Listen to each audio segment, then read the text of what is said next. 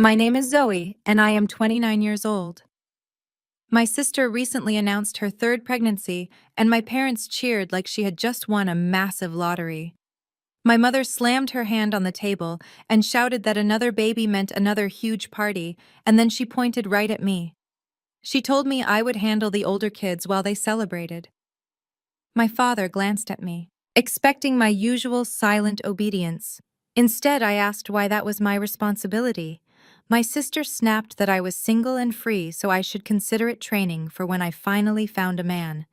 I did not argue. I packed my bag and walked out the front door. The next afternoon, an unknown number called my phone. The voice on the other end said, "Good afternoon. I am calling from the Atlanta Police Department. Someone has abandoned 2 children at the Ritz-Carlton and your name is on the note. I work as a crisis public relations and financial fixer. I spend my days cleaning up disastrous messes for millionaires and corporate clients, but the biggest mess I ever had to clean up was my own family." Before I continue this story, let me know where you are watching from in the comments below. Hit like and subscribe if you have ever had to stand up to toxic relatives who treated you like a bank instead of a human being. To understand how we ended up with the police calling me about abandoned children, we have to go back exactly 24 hours to the annual anniversary gala for my father's megachurch. Growing up as the daughter of Pastor Calvin and First Lady Brenda in Atlanta meant living in a very public fishbowl. Our family was supposed to be the shining example of community excellence and faith, but behind the stained glass windows and designer church hats, emotional coldness and financial manipulation permeated every corner of our lives. My childhood bedroom was a sanctuary where I hid from the constant demands of appearing perfect for the congregation. From elementary school through college, I maintained straight grades and built my own career entirely without their help, yet they always expected me to fund their illusions of grandeur. The gala was not just a dinner, it was a high-stakes fundraiser disguised as a celebration of the community. The massive fellowship hall was dripping in gold decorations, towering white floral centerpieces, and hundreds of wealthy donors from across the city. I was seated at the exclusive family table, wearing a tailored black suit that cost more than my mother's entire outfit. Though I never said that out loud, I was just trying to eat my catered salmon in peace and leave as early as politely possible. My sister Jada, who was 33 and heavily pregnant with baby number 3, sat directly across from me. Jada was a mommy influencer with 500,000 followers on social media. She portrayed the perfect traditional wife life online, constantly posting curated photos of her flawless family. But in reality, she could not even manage to keep her own children quiet during the opening prayer without handing them a tablet. Her husband DeAndre sat next to her wearing a loud designer jacket and flashing a fake gold watch. DeAndre called himself a crypto entrepreneur. In our community, that was just a fancy way of saying he spent his wife's money, attended networking mixers, and contributed absolutely nothing of actual value to the household. My father took the microphone on the main stage. His booming, charismatic voice echoed through the hall as he praised the Lord for the church's success over the past decade. Then he turned his attention to our table. He announced to the entire room that Jada and DeAndre were expecting their third child. The room erupted in joyful applause. My mother, sitting right next to me, beamed with pride, adjusted her diamond necklace, and waved graciously at the congregation. Then my father looked down from the stage directly at me.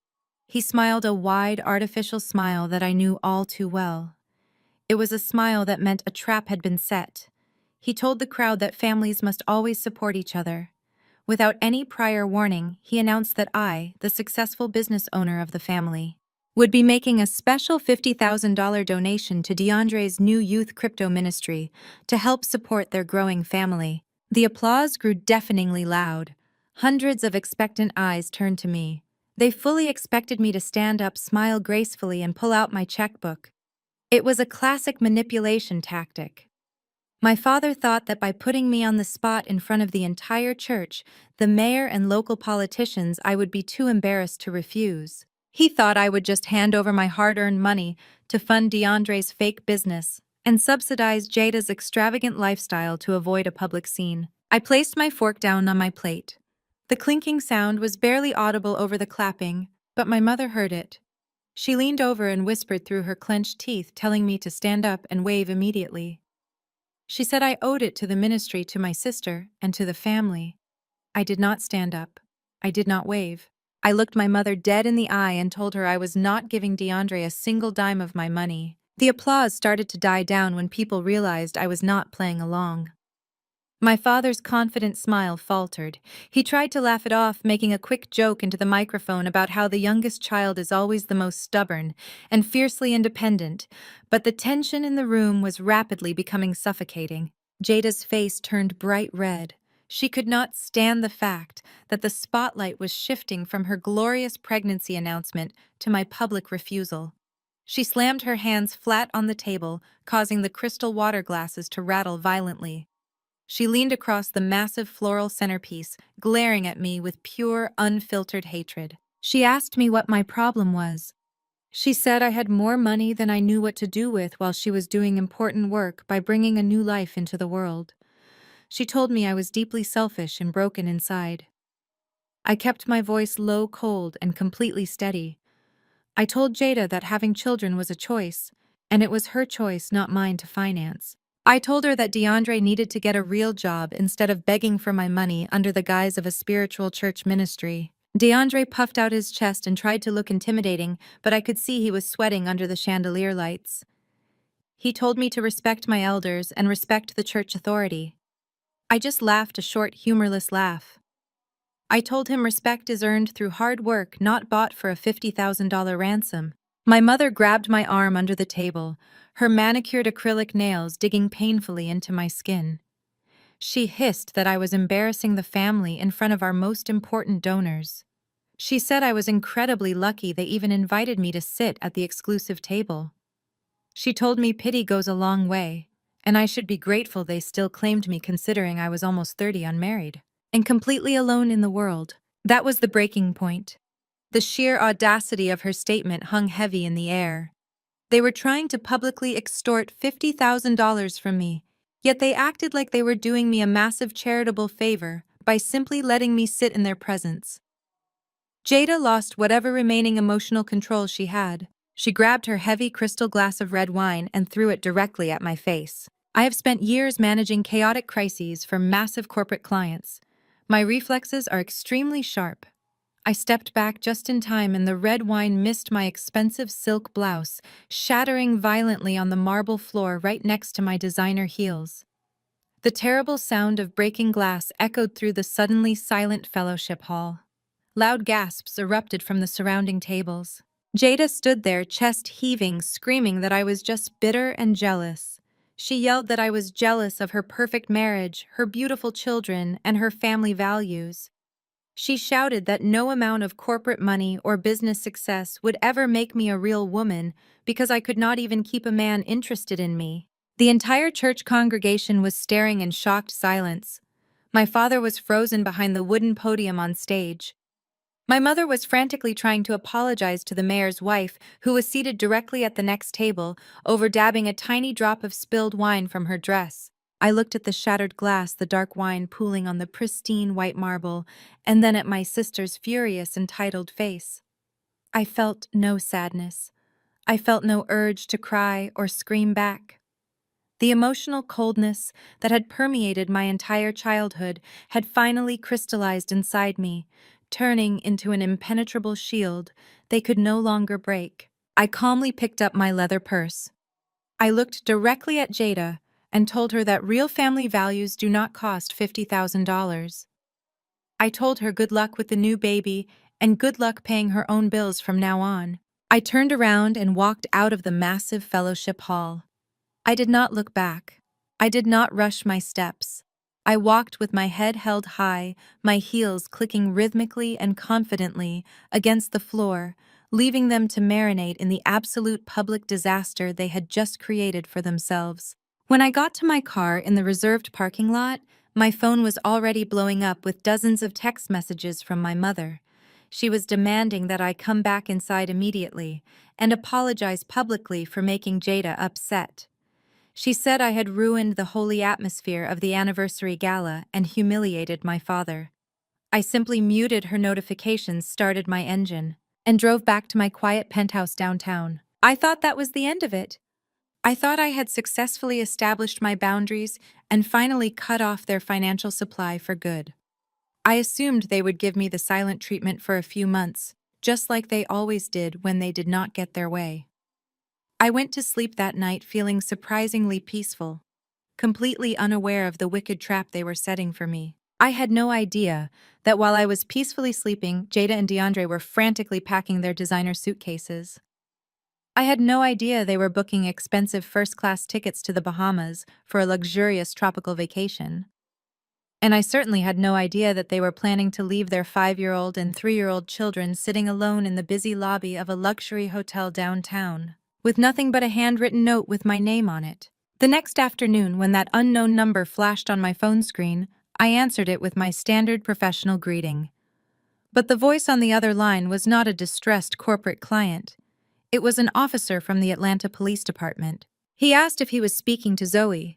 I confirmed my identity, my heart rate picking up slightly. He took a deep breath and told me that he had 2 small children sitting in his precinct.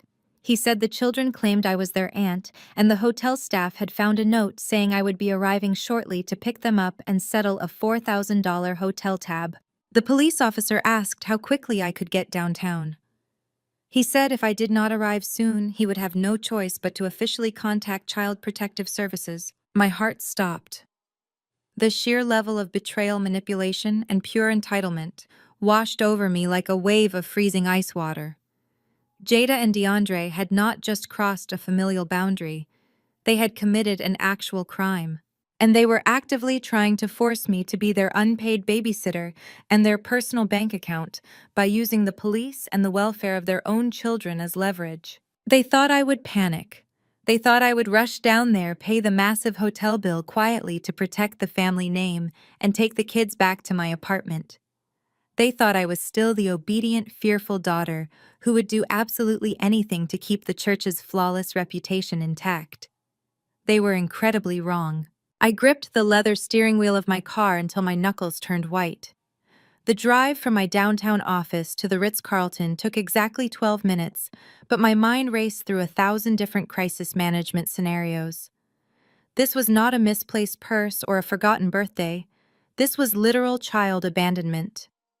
When I pulled up to the grand entrance, the valet rushed to open my door, completely unaware of the absolute storm brewing inside me. I handed him the keys and walked through the heavy glass doors into the opulent lobby.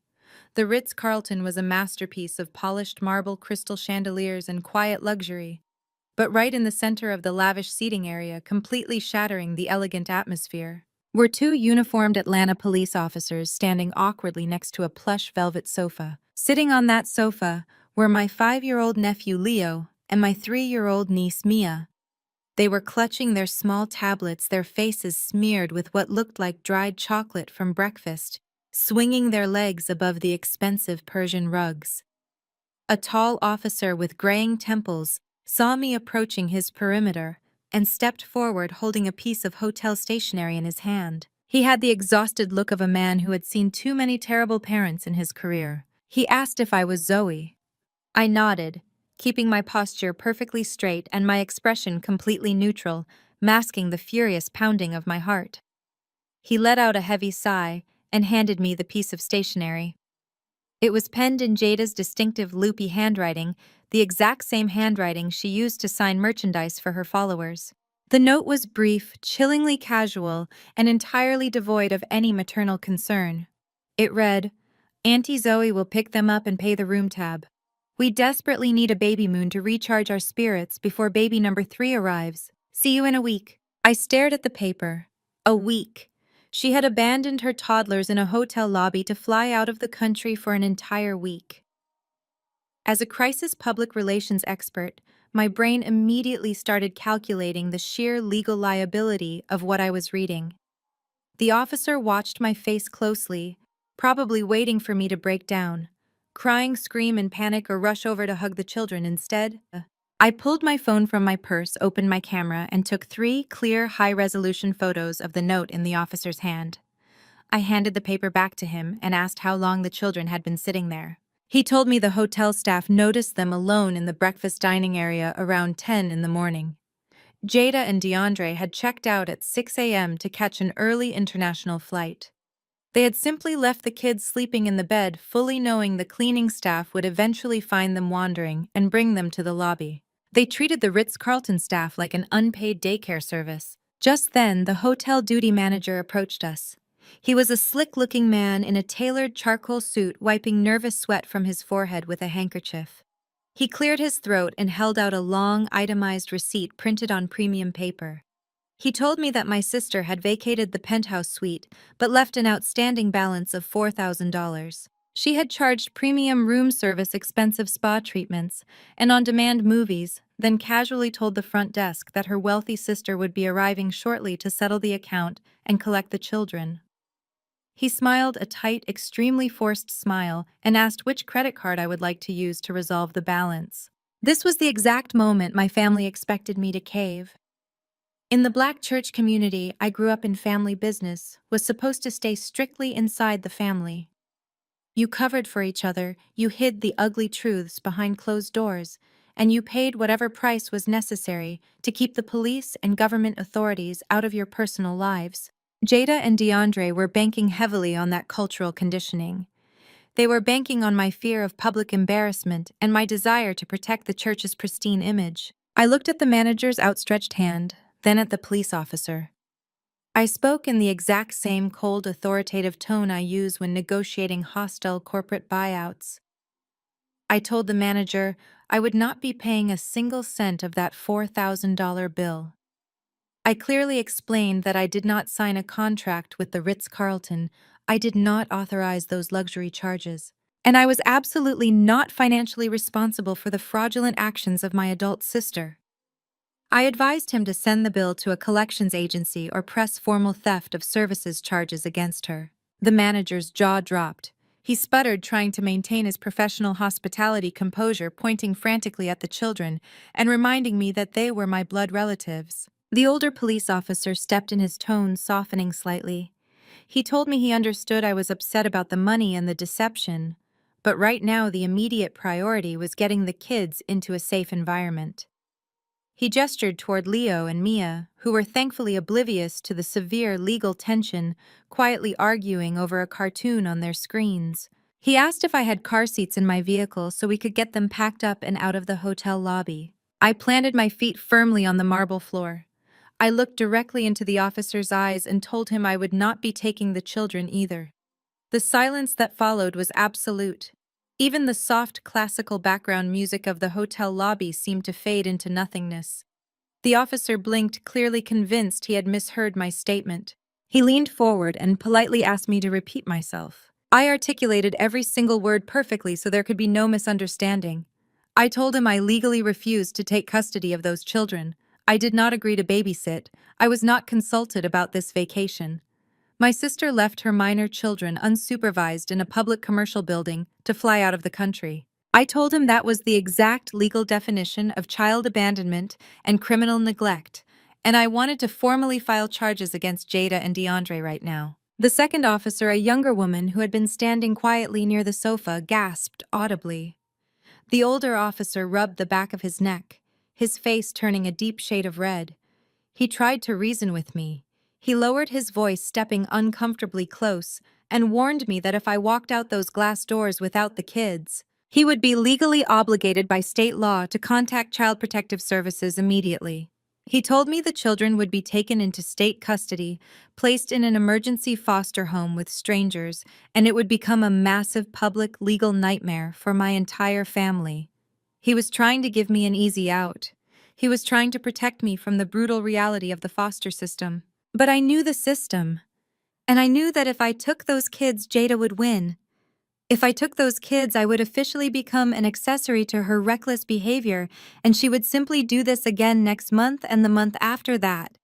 I was not going to be the silent safety net for her maternal negligence anymore. I pulled out my business card, an expensive piece of thick, embossed cardstock, detailing my corporate firm, and handed it to the officer.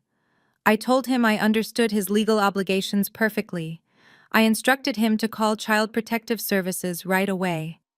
I specifically told him to note in his official police report that the aunt arrived on the scene, identified the minor children, and formally declined custody due to criminal abandonment by the biological parents. The hotel manager looked like he was going to faint right there on the rug.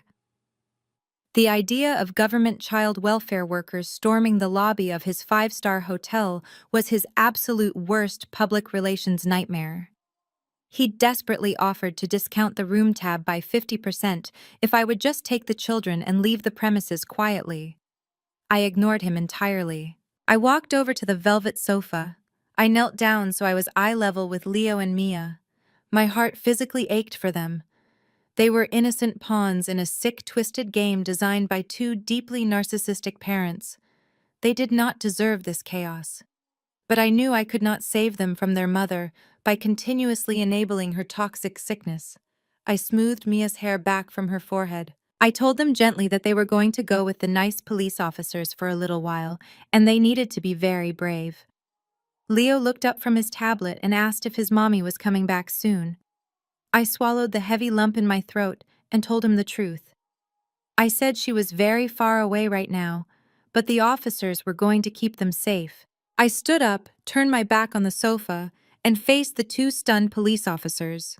I told them my legal team would be available if the agency needed any further statements regarding Jada's exact whereabouts. But I was leaving.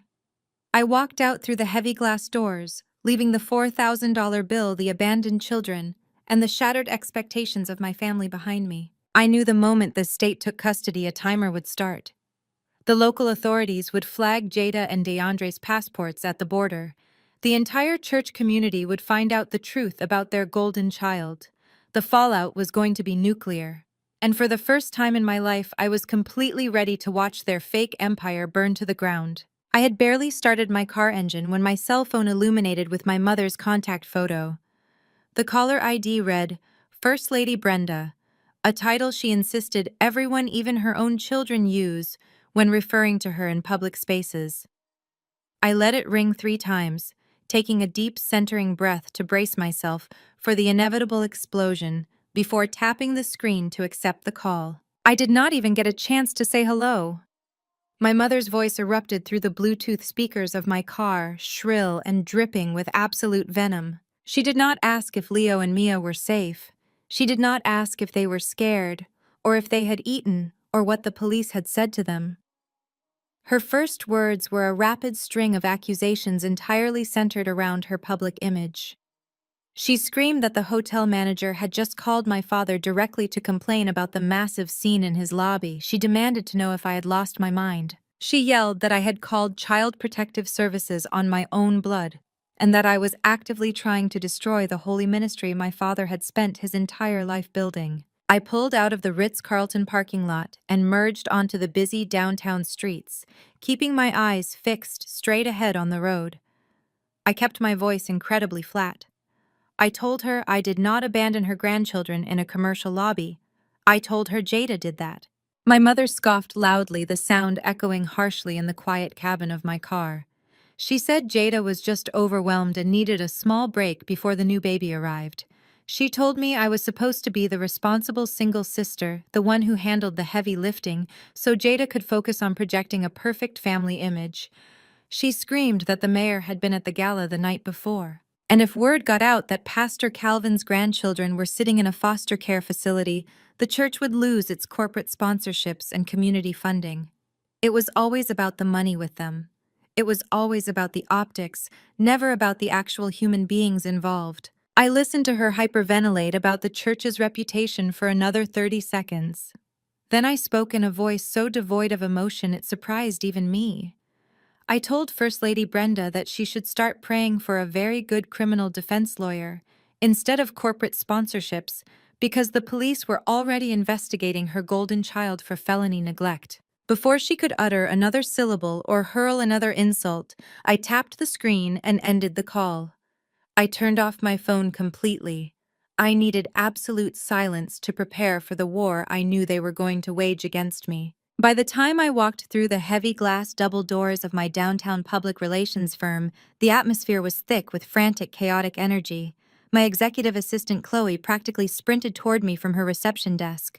Her eyes were wide with panic and she was holding her company tablet out in front of her like it was a live explosive. She told me I needed to look at Instagram right this second. She said my sister was broadcasting live to 500,000 people and the situation was spiraling out of control. I took the tablet from her shaking hands and walked into my corner office, shutting the heavy oak door firmly behind me to block out the noise of the ringing office phones. I pressed play on Jada's live stream. The video quality was crystal clear.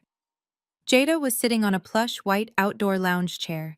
If you looked closely at the background, you could see the distinct turquoise water and swaying palm trees of the Bahamas, but she had angled the camera to focus tightly on her tear-streaked face.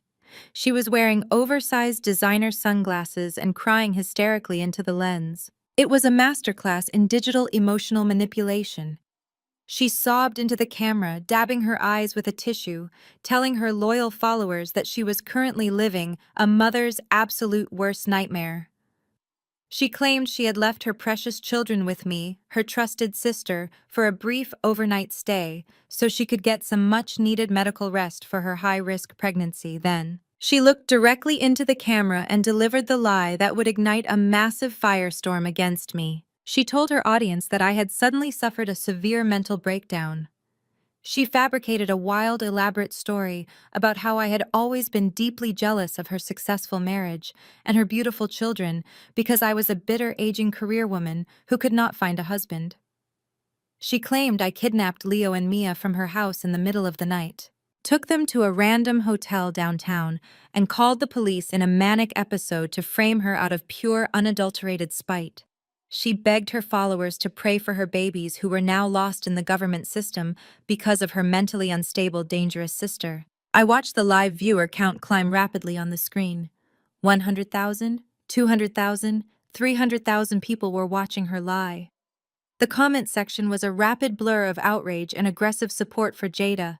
People were calling me a monster, a psychopath, and a severe danger to society. Jada was weaponizing her massive social media platform to control the narrative before the Atlanta police could release an official statement regarding the abandonment. She knew exactly what she was doing. In the influencer world, the first person to cry on camera usually wins the court of public opinion.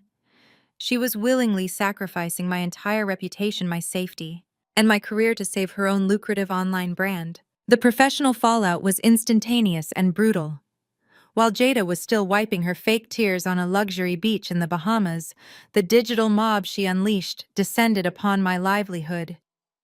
Chloe knocked rapidly and opened my office door again, her face pale. She told me the company switchboard was completely overwhelmed.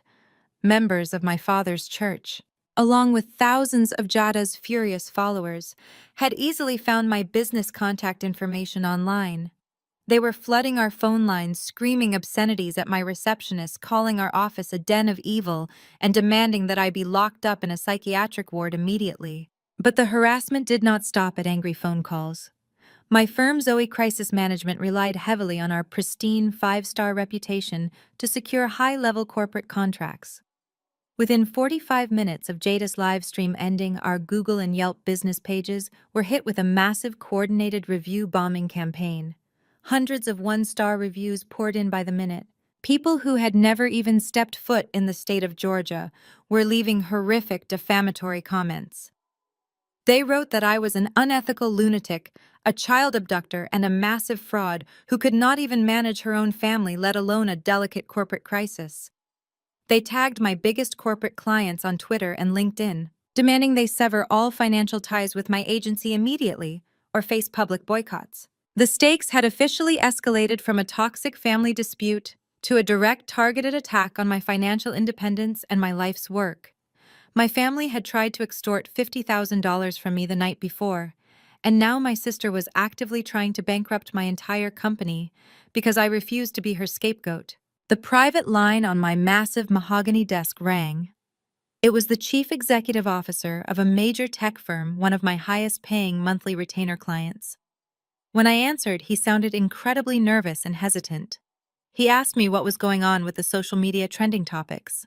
He expressed deep concern about my firm handling his upcoming initial public offering while I was suddenly embroiled in a messy, highly public child kidnapping scandal. I had to sit there and spend 20 minutes calmly reassuring him. I spoke with absolute, unwavering authority, promising him that the situation was an entirely fabricated extortion attempt by an estranged family member and would be completely legally resolved within the week. I assured him that my focus remained solely on his company's success. When I finally hung up the phone, the office was quiet, but my mind was racing. I leaned back in my leather ergonomic chair and looked out the floor-to-ceiling windows at the sprawling Atlanta skyline. For the past decade, I had built my empire by anticipating the moves of ruthless corporate saboteurs, cunning politicians, and desperate criminals. I knew exactly how to bury massive scandals, and I knew exactly how to expose them. My family had always mistaken my previous silence for weakness. They thought that because they were my blood, I would simply absorb their abuse and never use my professional arsenal against them. They truly believed they could weaponize the church congregation against me, destroy my business name, and force me to come crawling back to them begging for their forgiveness and mercy. I reached forward and opened my secure laptop. I pulled up my encrypted investigative database. I did not feel hurt anymore. The lingering sadness of having a family that hated me was completely gone, replaced by something much colder and far more dangerous. I felt calculating, sharp, and laser-focused. If Jada and my parents wanted a public crisis, they had messed with the wrong woman. I was going to give them a terrifying masterclass in absolute destruction. I closed my laptop, grabbed my tailored coat from the back of my door, and took the private elevator down to my building's parking garage. The Atlanta Police Department had requested my physical presence at the precinct to sign my formal statement, and I was not going to delay the legal process by a single minute. The drive through downtown traffic gave me time to lock away any remaining slivers of daughterly guilt. By the time I parked my car across the street from the grim concrete police station, my mind was a fortress of legal strategy and risk assessment. Walking into a central police precinct is an assault on the senses. The air always smells faintly of stale coffee, cheap floor wax, and human desperation. The harsh fluorescent lights buzz overhead, casting a sickly pale glow on everyone inside. It was the absolute last place you would expect to find the polished elite royalty of Atlanta's megachurch scene. But the moment I pushed through the heavy metal doors, I heard him. My father's booming theatrical voice was echoing off the cinderblock walls of the crowded lobby. Pastor Calvin was holding court at the front desk, dressed in a flawless navy blue custom suit that probably cost more than the duty sergeant's annual salary. Beside him stood my mother, First Lady Brenda, wearing a wide-brimmed church hat and oversized designer sunglasses indoors, desperately trying to hide her face from the random citizens sitting in the waiting area. They looked entirely out of place, like actors who had wandered onto the wrong movie set, but they were using every ounce of their social capital to control the room. My father was leaning aggressively over the high counter, pointing a manicured finger at a highly irritated desk sergeant. He was not asking for information. He was issuing pastoral commands. I stood quietly by the entrance, watching the sheer arrogance unfold. He told the sergeant that there had been a massive misunderstanding and that he needed the entire Child Protective Services file shredded immediately. He name-dropped the mayor. He casually mentioned how many thousands of voters sat in his pews every Sunday. He reminded the officers that his church hosted the annual police charity drive and strongly implied that their funding would dry up overnight if they did not release his grandchildren to him and wipe Jada's record clean. My mother chimed in, her voice shrill and trembling with indignation. She demanded to speak to the chief of police. She said it was a criminal outrage that a family of their spiritual magnitude was being subjected to government bureaucracy just because a confused young mother took a brief vacation. The detectives looked exhausted. They were clearly uncomfortable with the political pressure being applied. In Atlanta, crossing a prominent black megachurch pastor could stall a police officer's career, and my father knew exactly how to wield that unspoken threat. He was a master of using his holy platform for unholy intimidation. I did not announce myself. I bypassed the spectacle at the front desk entirely and walked straight toward the holding area doors, where the lead investigator, Detective Miller, was waiting for me.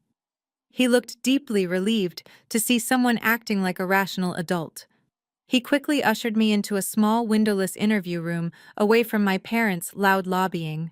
Inside the quiet room, I sat across from the detective and gave my official statement. I was clinical precise and entirely devoid of emotion.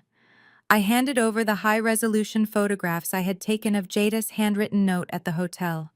I provided the exact timestamps of when I arrived at the Ritz-Carlton and when I departed.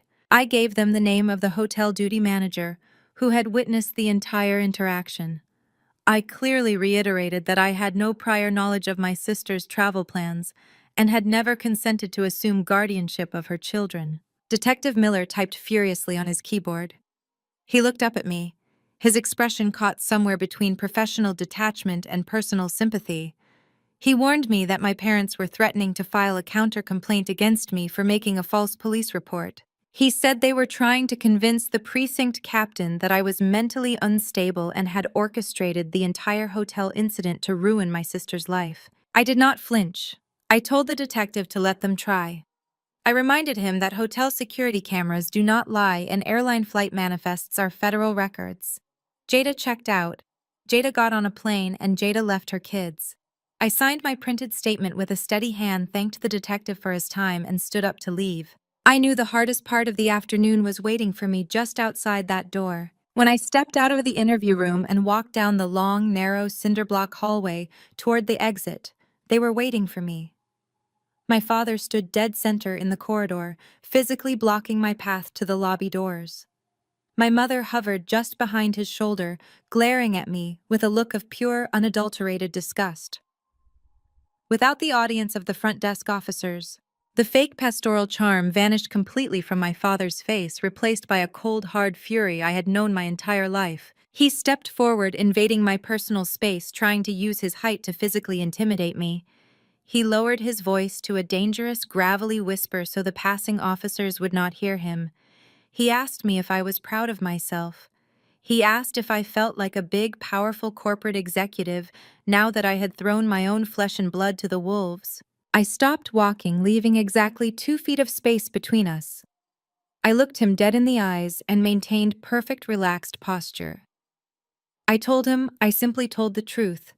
And if the truth felt like being thrown to the wolves, perhaps his golden child should have made better choices. My mother gasped, clutching her designer handbag against her chest like a shield. She hissed that I was a bitter, wicked girl. She said I was destroying the family name out of petty jealousy. My father held up a hand to silence her. He was not interested in emotional outbursts. He wanted compliance. He leaned in closer, the scent of his expensive cologne completely overwhelming the stale air of the hallway. He laid out his ultimatum with chilling precision. He told me I was going to fix the massive mess I had created. He instructed me to immediately hire the most ruthless, expensive criminal defense attorney in Atlanta to represent Jada. He demanded I pay the legal retainer up front. Then he said I was going to log onto my social media accounts and issue a public apology video. I was going to tell the world that I had suffered a stress-induced breakdown, that Jada was an innocent, devoted mother, and that the entire Ritz-Carlton incident was my fault. If I refused, he promised to destroy everything I had built. He smiled a tight, vicious smile. He reminded me that he had the ear of every major Black CEO, politician, and community leader in the metropolitan area. He said he would stand at his pulpit this coming Sunday and declare my public relations firm to be untrustworthy and unethical. He promised to launch a quiet, systematic boycott across his entire network until every single one of my corporate clients dropped my agency. He told me he would bankrupt me by the end of the fiscal quarter. He told me he would reduce me to absolutely nothing. He expected me to tremble. He expected me to cave under the sheer weight of his community influence. Instead, I let out a short, genuine laugh. The sound echoed sharply in the dreary hallway, catching him entirely off guard. I looked at this man, this holy man who had spent his life preaching about grace while ruling his household with an iron financial fist. The hypocrisy was so blinding it was almost comical. I kept my voice perfectly level, ensuring every word landed like a precise surgical strike. I told him he could not bankrupt me because I actually knew how to manage my assets. I reminded him of the year I turned 18. I reminded him how he sat me down at the kitchen table and told me that the church could not spare a single dollar from my college tuition because I needed to learn the value of hard work. I worked 2 grueling jobs. I ate cheap ramen noodles for 4 years. I stayed in the university library until 2 in the morning because I could not afford the electricity bill in my off-campus apartment. I paid for my own textbooks, my own graduation gown, and my own startup costs when I launched my firm. Then I shifted my gaze to my mother. I asked her if she remembered what happened the exact same year I graduated with honors. They took $200,000 of family funds and handed it directly to Jada so she could open a luxury baby boutique in a high-rent district. A boutique that Jada ran straight into the ground in less than 8 months because she refused to show up for work. They rewarded her incompetence with endless cash, and they punished my independence with absolute neglect. I turned my focus back to my father. The anger in his eyes was flickering, replaced by a sudden flashing realization that he no longer held any leverage over my life. I was not a vulnerable college student begging for a loan anymore. I was a millionaire who fixed disasters for a living, and he had just declared war on me. I stepped smoothly around him, clearing his physical blockade with effortless grace. I paused just before pushing open the heavy metal door that led back to the lobby. I looked over my shoulder at the two of them standing frozen in the bleak police station hallway. Save your sermons, Pastor. I deal with real crises. I pushed through the heavy metal doors of the precinct and stepped out into the humid Atlanta air. The threat my father had just leveled against me would have paralyzed an ordinary person, but I was not ordinary. I built my career dissecting the hidden lives of powerful people. I knew that when a narcissist threatens your livelihood, you do not cower. You immediately dismantle their power source. I drove back to my downtown office, bypassed the frantic energy of my staff, and locked myself inside my executive suite. I instructed Chloe to hold all non-emergency client calls and ordered a pot of black coffee. It was time to go to work. My parents were actively trying to paint me as an unstable kidnapper to the police and Child Protective Services.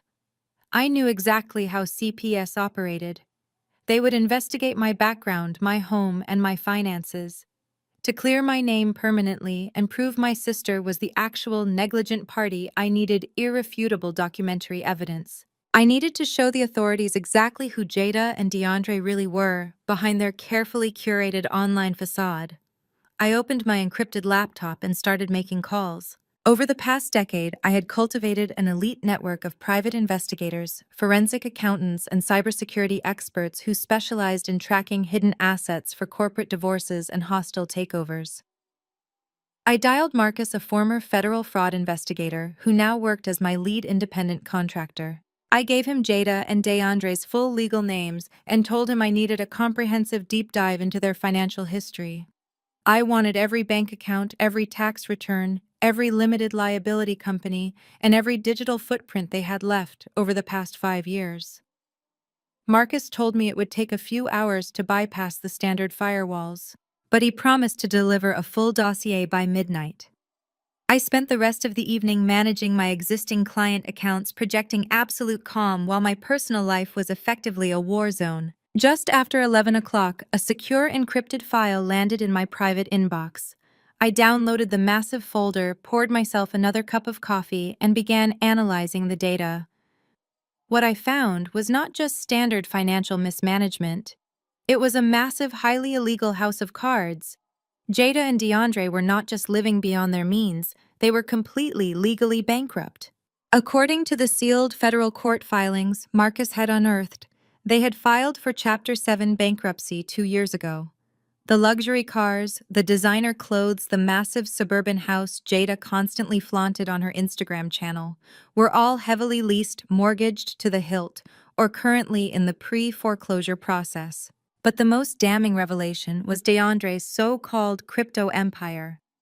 My father had stood in front of the entire congregation and demanded I give $50,000 to DeAndre's new youth crypto ministry.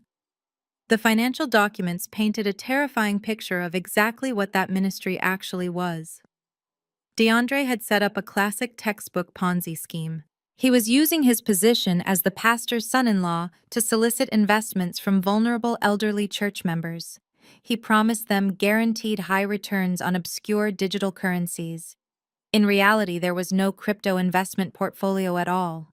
He was simply taking the cash from new investors to pay off the early investors, skimming massive amounts off the top to fund Jada's lavish influencer lifestyle. He was actively defrauding the very congregation my father claimed to protect. The sheer audacity of it made my blood run cold. They were not just terrible parents. They were white-collar criminals operating openly under the holy protection of my father's megachurch. No wonder they were so incredibly desperate to force me to write that $50,000 check at the gala. The Ponzi scheme was collapsing. The early investors were demanding their money back, and DeAndre needed a massive influx of clean cash to prevent the entire fraudulent operation from being exposed to federal authorities. I kept digging my eyes, scanning through hundreds of pages of bank statements and wire transfers. I needed to establish exactly how a bankrupt couple with no legitimate income had managed to book a luxury suite at the Ritz-Carlton and purchase first-class international flights to the Bahamas. I opened the section of the dossier containing their recent travel expenses and internet protocol logs. Marcus had managed to pull the exact digital receipts for the vacation. I stared at the screen, my mind struggling to process the information staring back at me. The flights, the hotel tab, the expensive room service, the premium spa treatments, they were not paid for with stolen church funds or Ponzi scheme money. They were charged to an exclusive black-tier credit card. The billing name on the digital receipt was Zoe. My name. I stopped breathing for a fraction of a second. I leaned closer to the glowing screen, convinced I was misreading the document. I pulled up the attached credit report Marcus had run on the card number. The account was fully active, boasting a massive credit limit, and it was registered entirely under my full legal name and my highly confidential social security number. The realization hit me with the force of a freight train. They had not just tried to extort me at a public gala. They had not just abandoned their children and attempted to frame me for kidnapping. They had literally stolen my identity. Jada and DeAndre had been flying around the world drinking expensive champagne and living a fake billionaire lifestyle on a credit card legally tied to my personal financial record. I felt a sickening drop in my stomach as the pieces slammed together. The Ritz-Carlton manager had asked me which credit card I wanted to use to resolve the $4,000 balance. He already had a card on file with my name on it. Jada had confidently left that note because she knew the hotel would eventually just charge the card they used for the booking. She only wanted me there to physically collect the children so she could escape the legal consequences of leaving them alone. She was using me as a free babysitter while simultaneously robbing me blind. I immediately logged into my secure credit monitoring service, a premium software I used to protect my wealthy clients. I ran a comprehensive sweep of my own social security number. The progress bar loaded slowly each second, feeling like an eternity. When the final report generated, I felt a cold, sharp rage settle into my bones. The black tier card used for the Bahamas trip was not the only anomaly. It was just the tip of a massive, horrifying iceberg. There was a labyrinth of unauthorized financial activity attached to my identity, but to understand the full scope of the devastation, I had to look past Jada and DeAndre. I had to look at the people who gave them the keys to my life. The digital IP addresses used to initially open that fraudulent credit card did not originate from Jada's house. They originated from the private pastoral office of my father's megachurch. I sat alone in my dark office, the glow of the computer screen illuminating the absolute ruins of my family loyalty. My sister was a fraud, her husband was a scam artist, and my parents were deeply complicit in an elaborate financial crime against their own daughter. They had mistaken my independence for ignorance. They thought they could use my pristine credit score to fund their circus while treating me like garbage. I reached for my phone and dialed Marcus again. It was past midnight, but he answered on the first ring. I told him we were no longer just building a defensive file for Child Protective Services. I told him we were preparing a massive federal-level offensive. I instructed him to freeze every single unauthorized account attached to my social security number immediately. I told him to trace every single dollar that had been spent, transferred, or borrowed in my name over the past 10 years. I was not going to simply clear my name with the police anymore. I was going to meticulously document every single fraudulent transaction, every fake signature, and every stolen dime. Jada wanted to use her social media platform to call me a mentally unstable criminal. My father wanted to use his pulpit to destroy my business. I was going to let them dig their graves as deep as they possibly could. I was going to let them stand before their adoring fans and their loyal congregation wrapped in their fake holy righteousness. And then I was going to use their own financial records to bury them alive. The morning sun crept over the Atlanta skyline, casting long, harsh shadows across my office floor. I had not slept a single minute. I sat exactly where I was the night before, staring at the digital walls closing in on me. I knew Marcus was an exceptional investigator, but this escalating situation required an entire army of specialists. At 8 o'clock sharp, I picked up my phone and made two critical calls. The first was to David, a ruthless forensic accountant who usually dismantled complex offshore tax evasion schemes for Fortune 500 companies. The second was to Vince, a retired federal agent turned private investigator who specialized in severe identity theft and high-level white-collar crime. By noon, my pristine executive suite had been entirely transformed into a secure war room. We pulled the heavy blinds down, plunging the room into artificial light. We covered the massive glass conference table with thick printed spreadsheets, bank routing numbers, and deeply buried property records. I told David and Vince to treat my life like a hostile corporate takeover. I wanted every single stone unturned. I needed to know exactly how deep the financial rot went. David started mapping out the financial timeline on a large whiteboard. He meticulously cross-referenced the IP addresses from the church pastoral office with my personal credit history. What we initially thought was just one black-tier credit card used for a luxurious Bahamas vacation quickly blossomed into a terrifyingly complex web of financial deceit. It was not a recent mistake or a sudden moment of desperation. It was a calculated, cold-blooded operation that spanned more than a decade. Vince pulled up a series of scanned loan applications from the digital archives. He pointed a laser pointer to the date stamped on the top right corner of the very first document. It was the exact month of my 18th birthday. I felt a freezing chill run down my spine as I looked at the signature line on the screen. It was my name forged in a handwriting that looked eerily similar to my own, but with the distinct, elegant loops my mother used when she signed the weekly church bulletins. First Lady Brenda had not just stood by silently while my father cut me off financially. She had actively preyed on my newly acquired legal adult status. Vince explained the mechanical precision of the crime. When I was 18, living in my childhood bedroom, working two jobs, and studying tirelessly to earn my college scholarships, my mother had unrestricted access to my highly sensitive documents. She had my original birth certificate, my physical social security card, and complete control over the household mail. She used my pristine, untouched credit profile to open her first fraudulent account. She secretly opened a private post office box across town under my name to intercept all the paper bank statements, ensuring I would never see the bills arriving at the house. From there, the theft multiplied like a malignant, aggressive virus. We traced a series of massive personal loans taken out in my name over the years. The dates of the wire transfers matched perfectly with my mother's most extravagant public purchases. That designer wardrobe she flaunted every single Sunday to make the other church wives fiercely jealous was bought entirely with my stolen credit. The custom luxury SUV she drove to high-profile charity events was leased strictly under my social security number. The diamond tennis bracelet she wore when she shook hands with the mayor was paid for by the daughter she constantly belittled. But the ultimate betrayal did not stop with her own narcissistic vanity. David uncovered a massive commercial line of credit secured directly against my identity. The funds from that massive account had been systematically drained and transferred into a separate obscure business account. I recognized the routing number instantly. It was the primary operating account for Jada's failed luxury baby boutique. My parents had proudly told me and everyone else in our social circle that they used their own hard-earned family funds to give Jada $200,000 to start her business.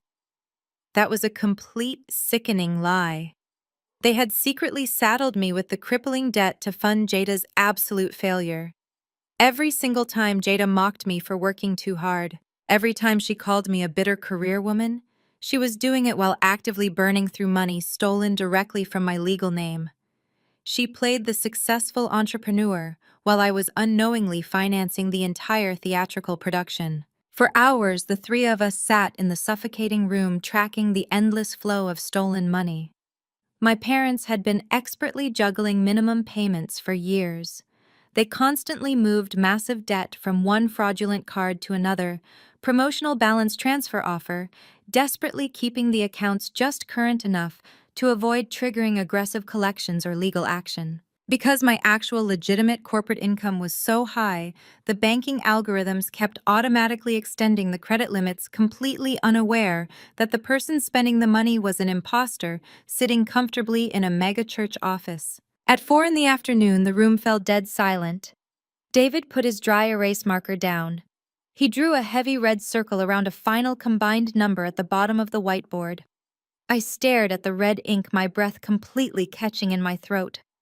My hands gripped the edge of the glass table so hard my fingers ached.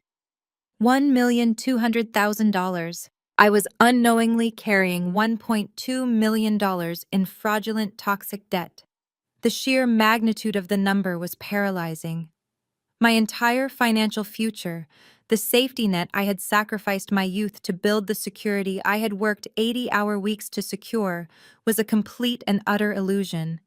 If the delicate house of cards my mother had built suddenly collapsed, if she missed even 1 month of those massive minimum payments because church donations dipped, the banks would come directly after me. They would seize my business assets, drain my legitimate savings accounts, garnish my corporate wages, and force me into absolute bankruptcy. My parents had essentially placed a loaded financial gun to my head without me ever knowing it. And they were holding the trigger. The sheer scale of the sociopathy required to do this to your own child was entirely incomprehensible to a rational mind. They stood on that massive church stage every single Sunday, preaching loudly about integrity, sacrifice, and unbreakable family values. They judged their congregation harshly for their sins. They demanded heavy tithes from working-class families who could barely afford groceries. They projected a flawless image of divine blessing and supreme moral authority to the entire city of Atlanta. But underneath the expensive tailored suits, the wide-brimmed hats, and the holy rhetoric, they were calculated parasites. The church's shiny, perfect image was built entirely on the secret destruction of my financial life. My father had threatened to bankrupt me just hours ago at the police precinct if I did not pay for Jada's lawyer. He did not need to threaten me. He and my mother had already bankrupted me on paper. They had stolen my past, hijacked my present, and mortgaged my future. Vince closed his laptop slowly. He looked at me with deep professional concern. He asked me if I wanted him to immediately draft the formal criminal referral for the Federal Bureau of Investigation. He warned me, his voice gravelly and serious, that once we submitted the official paperwork to the federal authorities, there was absolutely no turning back. The federal government takes identity theft and wire fraud extremely seriously, especially when it crosses state lines and involves over $1 million. Vince laid out the brutal reality of the next steps. He told me my mother would be facing severe mandatory federal prison time. My father would likely be indicted as a top-level co-conspirator for utilizing the stolen funds. DeAndre would be swept up in the investigation for the crypto Ponzi scheme and the credit card fraud. The megachurch would completely collapse under the crushing weight of the federal investigation and the subsequent media circus. He asked me to take a long moment to deeply consider the massive emotional weight of sending my own parents and my brother-in-law to federal prison. I looked away from the glaring whiteboard and walked over to the floor-to-ceiling windows of my office. I looked down at the busy moving traffic of the Atlanta streets below. I thought about the thousands of hours I had worked to prove my worth to people who never actually cared about me. I thought about the sheer terror I felt when my parents coldly told me they would not help me pay for my education. I thought about the police officers holding those 2 abandoned toddlers in the hotel lobby. I thought about how my family treated me like an unwanted defective outcast while secretly draining my lifeblood to fund their golden child. They had never once considered the emotional weight of destroying me. They had never hesitated to throw me to the wolves to protect their image. I turned back to Vince and David. My vision was perfectly clear. I did not shed a single tear, and my voice did not tremble. I told Vince to prepare the federal criminal referral and have it ready for my signature.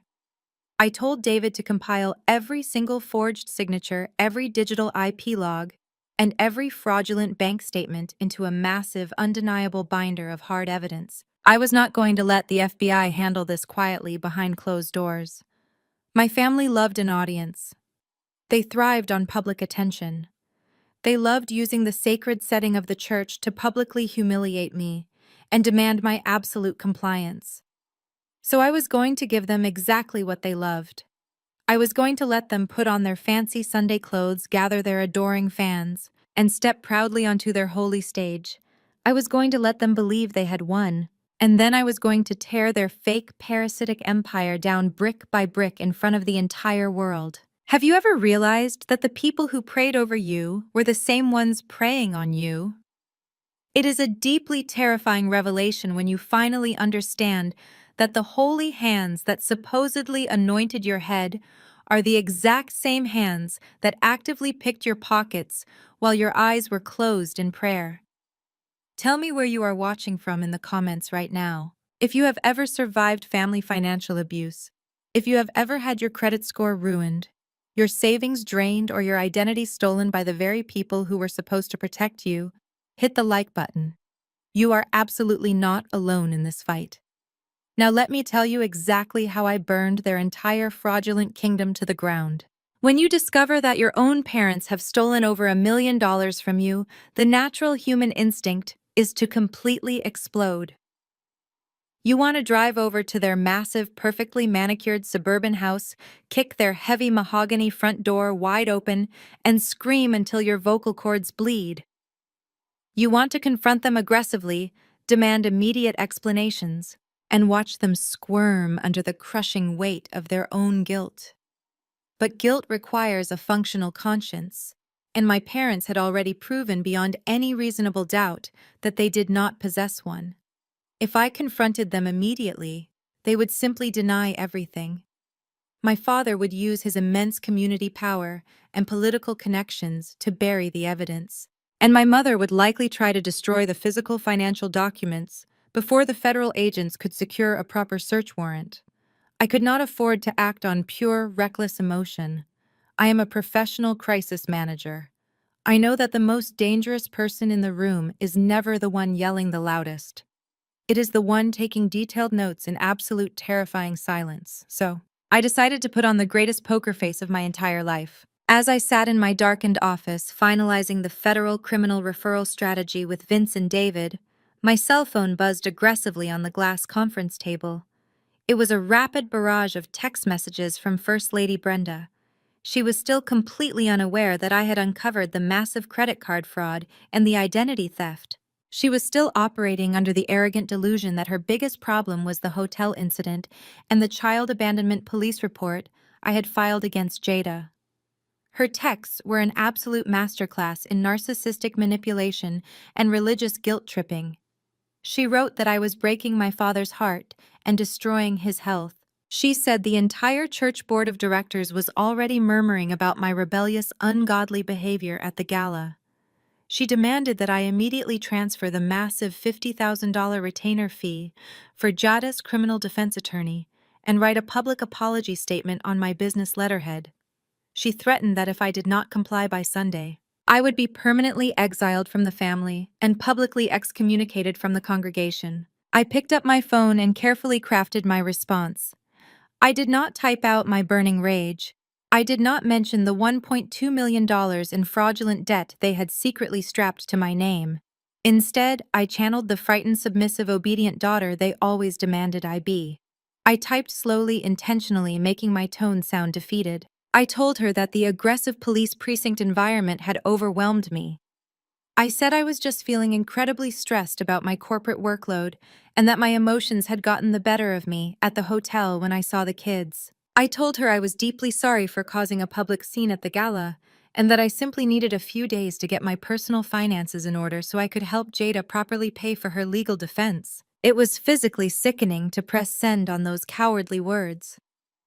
My stomach turned at the thought of groveling to the woman who had stolen my identity, but the strategy worked perfectly. My mother replied almost instantly, and her tone immediately shifted from frantic aggression to smug, triumphant superiority. She told me she knew I would eventually see reason and remember my proper place in the family hierarchy.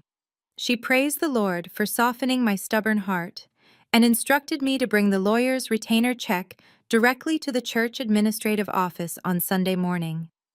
I simply replied that I would see her then. With those few carefully calculated submissive text messages, I effectively and completely disarmed them. I lulled my family into a false sense of absolute security. They truly thought they had successfully broken my spirit. They thought their secret financial empire was completely safe from scrutiny. While they were busy celebrating my ultimate submission and frantically planning Jada's legal defense strategy to beat the Child Protective Services charges, I was methodically preparing their absolute financial and legal destruction. For the next 3 days, my executive suite functioned as a covert military intelligence base. Chloe, my assistant, canceled all my non-essential client meetings and guarded my office door fiercely. David, my forensic accountant, worked around the clock with barely any sleep to compile the raw financial data into an airtight, irrefutable legal format. We did not just print out basic bank statements. We created a comprehensive, heavily indexed binder of hard evidence that would make any federal prosecutor immediately jump out of their chair. We organized the thousands of documents chronologically, starting from the very first fraudulent credit application submitted when I was exactly 18 years old. We color-coded every single illicit wire transfer that moved from my stolen commercial credit lines directly into Jada's failed luxury baby boutique account. We highlighted the exact dates and specific dollar amounts that perfectly matched my mother's luxury vehicle lease payments and her high-end designer wardrobe purchases. We documented every single time my father used funds from my stolen credit line to pay for his expensive pastoral retreats and customized suits. Vince brought in a certified, independent handwriting expert to officially verify that the signatures on the original loan documents were clear, undeniable forgeries executed directly by my mother. We legally pulled the digital internet protocol logs, showing that the exclusive black-tier credit card used for the Bahamas baby moon had been accessed repeatedly from DeAndre's personal laptop and my father's secure church office network. Every single lie they had ever told to me, to their congregation, and to their community was now backed by cold, hard, unshakable legal documentation. There was absolutely no room for creative misinterpretation. There was no possible way my charismatic father could spin this narrative from his wooden pulpit. It was pure, unadulterated financial treason committed against their own blood. During those 3 agonizing days of intense, obsessive preparation, I had to completely compartmentalize my feelings. It was an exhausting psychological exercise. I forced myself to continue going to my regular high-stakes corporate client meetings. I smiled warmly at my staff in the hallways. I drank my morning coffee and calmly reviewed complex public relations strategies for tech companies as if my entire personal life was not completely imploding. But underneath the polished professional corporate exterior, I was a loaded weapon waiting patiently for the exact right moment to fire. Whenever a wave of sorrow hit me, whenever I felt the lingering, painful thought that I was actively working to send my own flesh and blood to a federal penitentiary, I pushed it away. I reminded myself that they stopped being my family the exact moment they decided my total financial ruin was an acceptable price to pay to maintain their luxurious, fake lifestyle. By late Friday evening, the ultimate weapon was finally complete. The final binder was 4 inches thick, bound in heavy black leather, and weighed almost as much as the crushing emotional burden they had placed on my shoulders for the past decade. Vince placed the completed federal criminal referral paperwork neatly on top of the black binder on my glass conference table. He looked at me, giving me a silent nod of deep, professional respect. I picked up my favorite gold-plated fountain pen, took one last deep breath, and signed my name firmly on the dotted line. I had officially initiated the federal investigation into my own parents and my sister's husband. But I was not going to simply hand the heavy binder over to the federal authorities and wait quietly in the shadows for the justice system to slowly turn its wheels. I needed my family to feel the exact same suffocating public humiliation they had actively tried to force on me at the church anniversary gala. They had aggressively demanded a public apology. They had demanded that I stand before their wealthy donors and their loyal congregation to claim I was the crazy, unstable, jealous sister. They wanted a spectacular public show to save their reputation. I decided it was only fair to give them the absolute greatest, most unforgettable performance the church community had ever witnessed. I locked the heavy black binder securely inside my office wall safe, activated the complex security alarm, and prepared my mind for the weekend. The trap was fully set, the undeniable evidence was perfectly secured, and the arrogant golden child and her enablers were about to come crashing down. Early Saturday morning, the reality of the situation finally caught up with Jada and DeAndre in the most brutal way possible. They had just landed at Hartsfield-Jackson Atlanta International Airport after their luxurious week in the Bahamas. I can only imagine how smug they must have felt walking off that plane deeply tanned wearing their expensive resort wear, fully expecting to return to their heavily subsidized suburban life without facing a single consequence. Jada was probably already planning her next social media post, ready to spin a dramatic story about her traumatic but necessary mental health break. But the moment they scanned their passports at the Customs and Border Protection checkpoint, the automated system flashed a hard red warning light. They were not greeted by an apologetic airline employee or a private chauffeur. They were immediately flanked by 2 armed federal customs agents and 3 officers from the Atlanta Police Department. The officers did not care about Jada's massive social media following or my father's prestigious pastoral title. They pulled my sister and her husband out of the premium passenger line in front of hundreds of staring travelers. They escorted them into a stark windowless security room in the back of the airport. According to the police report I would later read, Jada immediately started screaming that she was a highly respected public figure and demanded to call her lawyer. The lead detective calmly instructed her to sit down and formally informed them that they were currently under criminal investigation for felony child abandonment. He told them that their 2 minor children were currently in the legal custody of the state of Georgia and that their passports were being temporarily flagged to prevent any further international travel. The sheer panic must have been completely intoxicating. For the very first time in her 33 years of life, Jada was facing a massive life-altering problem that my parents could not simply pray away or pay to disappear. The police informed them that because the investigation was active, they would not be immediately arrested at the airport, but they were legally required to present themselves at the precinct by Monday morning with legal representation. They were also strictly forbidden from contacting the foster family currently housing Leo and Mia. They walked out of that airport totally stripped of their arrogant armor. They were terrified, desperate, and backed entirely into a legal corner. And they knew exactly who they needed to manipulate to get out of it. I was sitting in the quiet serenity of my downtown penthouse, sipping a cup of hot black coffee and watching the morning news when my secure intercom system buzzed aggressively. The concierge working the front desk of my building sounded incredibly tense when I answered. He apologized for the interruption and told me that my sister and a gentleman were in the lobby causing a severe disturbance. He said they were frantically demanding to be led up to my private floor and asked if I wanted him to call building security to have them forcibly removed from the premises. A slow, cold smile spread across my face. I had been waiting for this exact moment. I told the concierge to let them in and grant them access to the private elevator. I placed my ceramic coffee mug on the kitchen island and walked over to my living room. I quickly pulled my cell phone from my pocket, opened the voice memo application, and hit the red record button. I slipped the recording device face down onto the glass coffee table, completely hidden in plain sight next to a stack of architectural magazines. I smoothed out my silk lounge set, took a deep centering breath, and waited for the show to begin. The heavy oak doors of my penthouse swung open, and Jada and DeAndre practically fell into my foyer. The physical transformation from the arrogant, entitled couple I had faced at the church gala was genuinely shocking. Jada looked completely unhinged. Her expensive hair extensions were a tangled mess, her designer sunglasses were pushed askew on top of her head, and her face was blotchy and red from crying genuine tears of absolute terror. DeAndre looked like a cornered animal. His fake, confident swagger was entirely gone, replaced by a nervous, twitchy energy.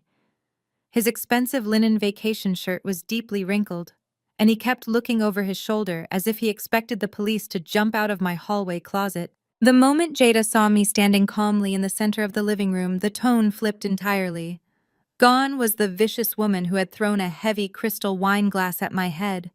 Gone was the entitled golden child who had told her 500,000 internet followers that I was a deranged, jealous kidnapper. She rushed forward, threw her designer tote bag onto the floor, and actually dropped to her knees in front of my expensive Italian leather sofa. She started sobbing hysterically, reaching out to grab the fabric of my pants. She begged me to help her. She cried that the police were trying to take her babies away forever, and that the state investigators were treating her like a hardened criminal. She pleaded with me, her voice cracking with desperate emotion, swearing that she had never meant for things to escalate this far. She said she was just so overwhelmed by her pregnancy and the stress of DeAndre's business that she made a stupid, impulsive mistake. She told me I was the only person in the world who could save her family from being completely destroyed. I stood perfectly still, looking down at the woman who had spent her entire life making me feel completely worthless. I did not reach out to comfort her. I did not offer her a tissue. I just stared at her with blank professional detachment. I told her to get up off my floor and explain exactly what she wanted me to do about a criminal charge that she brought upon herself. DeAndre stepped forward urgently, pulling Jada up by her arm and sitting her heavily on the edge of the sofa. His hands were shaking visibly. He reached into his wrinkled jacket pocket and pulled out a folded, slightly crumpled legal document. He smoothed it out on my glass coffee table right next to my secretly recording cell phone. It was a formal typed affidavit, hastily drafted by whatever desperate defense lawyer my father had managed to retain for them over the weekend. Jada looked up at me with wide, pleading eyes. She explained the plan with breathless desperation. She told me that her lawyer said the entire child abandonment charge hinged completely on my police statement. If I continued to maintain that I had absolutely no prior knowledge of their vacation, she would definitely face felony charges and likely serve time in a state penitentiary, but she said, if I simply signed this sworn affidavit, the entire case would fall apart. The document legally stated that Jada and I had a firm verbal agreement prior to her departure. It stated that I had formally agreed to babysit Leo and Mia at the Ritz-Carlton, and that my subsequent refusal to take custody of them was simply a sudden, unexpected family miscommunication rather than a criminal act of parental abandonment. She was actively asking me to commit perjury. She was begging me to lie to the federal authorities, to the state child welfare agency, and to a judge, all to shield her from the legal consequences of her own horrific actions. She told me that if I just signed the paper, the police would drop the charges, CPS would release the kids back to her immediately, and we could put this entire ugly nightmare behind us as a family. She promised she would never ask me for another favor for the rest of her life. She swore she would publicly retract the terrible things she said about me on her social media accounts and tell everyone that I was the hero who saved her children. I picked up the document and slowly read through the dense legal paragraphs. The sheer audacity of the request was staggering. They wanted me to take the absolute full blame for the situation. If I signed this document, I would look like an incompetent, unreliable aunt who had carelessly allowed a massive police response to occur simply because I changed my mind about babysitting. It would permanently validate every single lie she had told her followers about my mental instability. I placed the paper back on the glass table. I looked DeAndre directly in the eyes, playing the role of the confused, hesitant victim perfectly. I kept my voice soft and slightly trembling.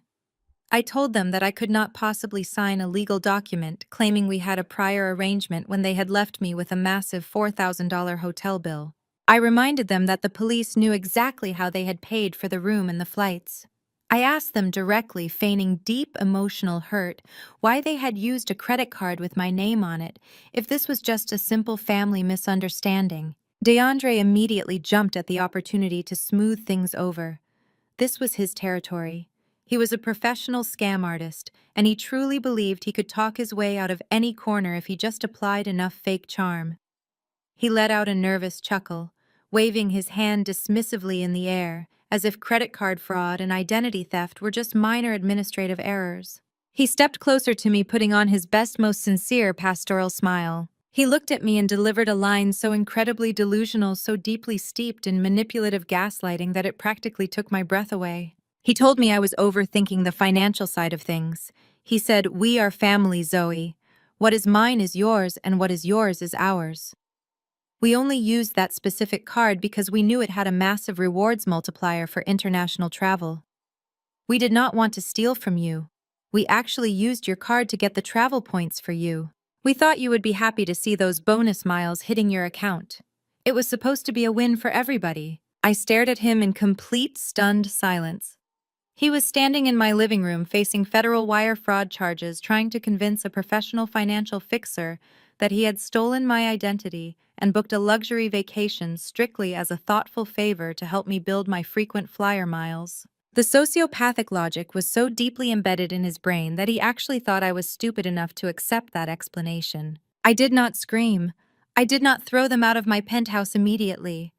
I let his ridiculous, incriminating excuse hang in the quiet air of the living room for a few long seconds, knowing that my phone was capturing every single crystal-clear syllable of his confession. I looked down at the recording device hidden among the magazines, then back up at my desperate sister and her scam artist husband. They thought they were inches away from salvation. They thought my silence meant I was considering their absurd offer. They had absolutely no idea that they had just walked willingly into a steel trap, and I was finally ready to snap it shut. I let my shoulders slump forward, releasing a long, shaky breath that sounded remarkably like total defeat. I raised both of my hands to my face, rubbing my temples and squeezing my eyes shut just hard enough to force a single convincing tear to trace its way down my cheek. When I finally opened my eyes, I looked at Jada and DeAndre with an expression of complete and utter exhaustion. I let my voice waver, slightly breaking at the perfect intervals. I told them I was so incredibly tired. I said I was tired of fighting my own blood, tired of the endless family drama, and utterly terrified at the thought of Leo and Mia sleeping in a cold, unfamiliar foster care facility with strangers. I told them they had won. Jada let out a massive, dramatic gasp of relief. She lunged forward, grabbing my hands in hers, her eyes shining with sudden, victorious tears. The sheer speed at which she switched from a terrified criminal to a loving, grateful sister was almost clinically fascinating to watch. She squeezed my fingers tightly, telling me I was doing the right thing, the righteous Christian thing. She promised me that God would severely bless my sacrifice and that our parents would secretly praise my deep loyalty to the family name. She swore that things would be different from now on, that we would finally be the tight-knit family we were always meant to be. It was a beautiful, entirely fabricated speech. I gently pulled my hands away from her eager grasp. I reached into the breast pocket of my silk lounge shirt and pulled out a silver pen. I leaned over the glass coffee table, bringing the metal tip of the pen just millimeters away from the signature line on the legal affidavit. DeAndre leaned forward on the sofa, his eyes practically glowing with greedy anticipation. He was holding his breath, waiting for the ink to secure his freedom. But right before the pen touched the paper, I stopped. I pulled my hand back and let out a deeply frustrated sigh, shaking my head as if a terrible thought had just occurred to me. I looked at DeAndre, furrowing my brow in feigned panic. I told him we still had a massive logistical and legal problem that signing this paper would not fix. I explained that because the credit card company had already flagged the $4,000 Ritz-Carlton charge as highly suspicious, my dedicated wealth management banker was actively investigating the entire account. I told him that my bank employed extremely aggressive fraud prevention algorithms. If I simply paid off the massive hotel balance and the Bahamas flights right now, Without providing a highly plausible, detailed explanation, the bank's internal fraud department would immediately lock down the card and freeze all my corporate assets pending a federal inquiry. I put on my very best face of innocent, desperate confusion. I told DeAndre that I needed to call my private banker first thing on Monday morning and claim I had personally authorized the whole thing. But I explained I could not successfully lie to the bank unless I knew exactly how the account was originally set up and accessed. The bank would ask me security verification questions about the origin of the charges. I looked at DeAndre and actively stroked his fragile masculine ego. I told him I knew he was incredibly tech-savvy to bypass a major banking institution's security firewall. I said I was honestly amazed he managed to pull it off so smoothly. I asked him to walk me through every single step of his operational process so I could repeat his exact methods to the fraud department, verify the charges, and make the entire police investigation disappear permanently. DeAndre physically relaxed. The tense, cornered animal posture completely vanished. He let out a loud, boastful laugh, clearly absolutely thrilled that a successful corporate executive like me was finally acknowledging his supposed brilliance. He sat back heavily against the cushions of my expensive Italian leather sofa, crossing his ankle over his knee like a wealthy CEO giving a masterclass on high-level finance. He completely took the bait. He started talking, his voice dripping with arrogant pride, while Jada nodded along in silent, supportive agreement. He told me it was actually incredibly easy once you had the right inside connection and a little bit of technical know-how. He leaned forward and explicitly explained that my mother, First Lady Brenda, had carefully retained unauthorized copies of my original birth certificate, my physical social security card, and my old high school banking details. She kept them secured in her locked personal filing cabinet inside the main church administrative office. He proudly detailed how Brenda had practiced forging my signature on blank printer paper for weeks until her handwriting was an absolutely flawless match to mine. He explained that my mother used her respected position as the pastor's wife to intercept any stray mail sent to their house, ensuring the initial credit applications went entirely unnoticed by me. Then DeAndre shifted the focus to his own criminal contributions. He wanted all the credit for the digital heist. He told me he set up a highly encrypted proxy server using the church's private internet network to mask his actual location and IP address. He created a fake email account using a slight variation of my middle name and birth year to intercept and bypass the bank's digital security alerts.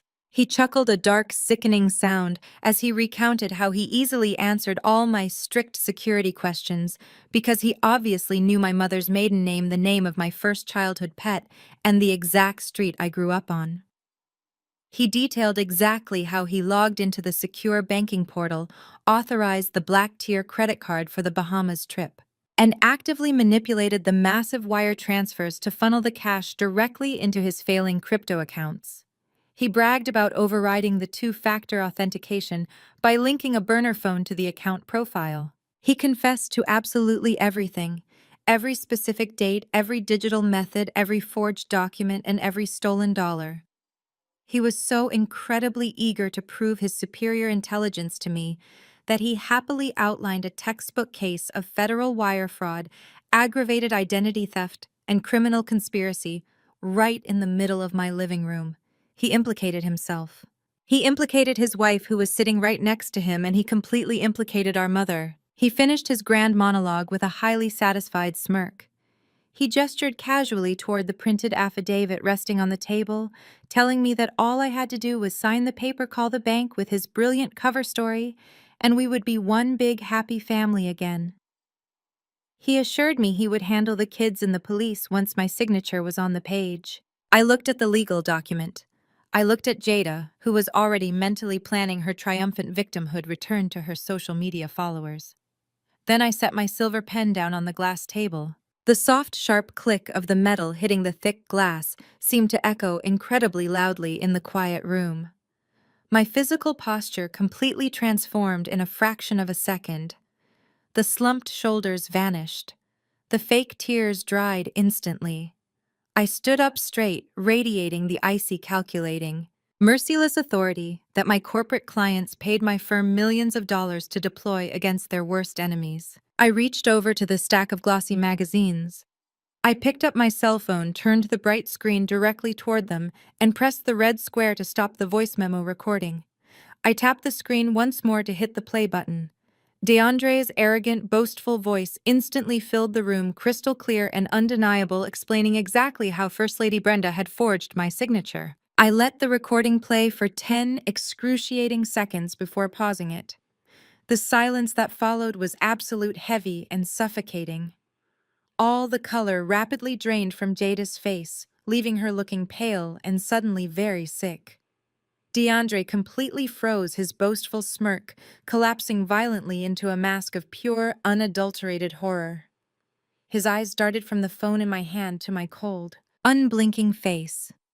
They finally realized exactly what they had just done. They had handed me the murder weapon with their own fingerprints all over it. I looked down at them, feeling completely invincible. My voice was cold and hard as steel, echoing in the luxurious space.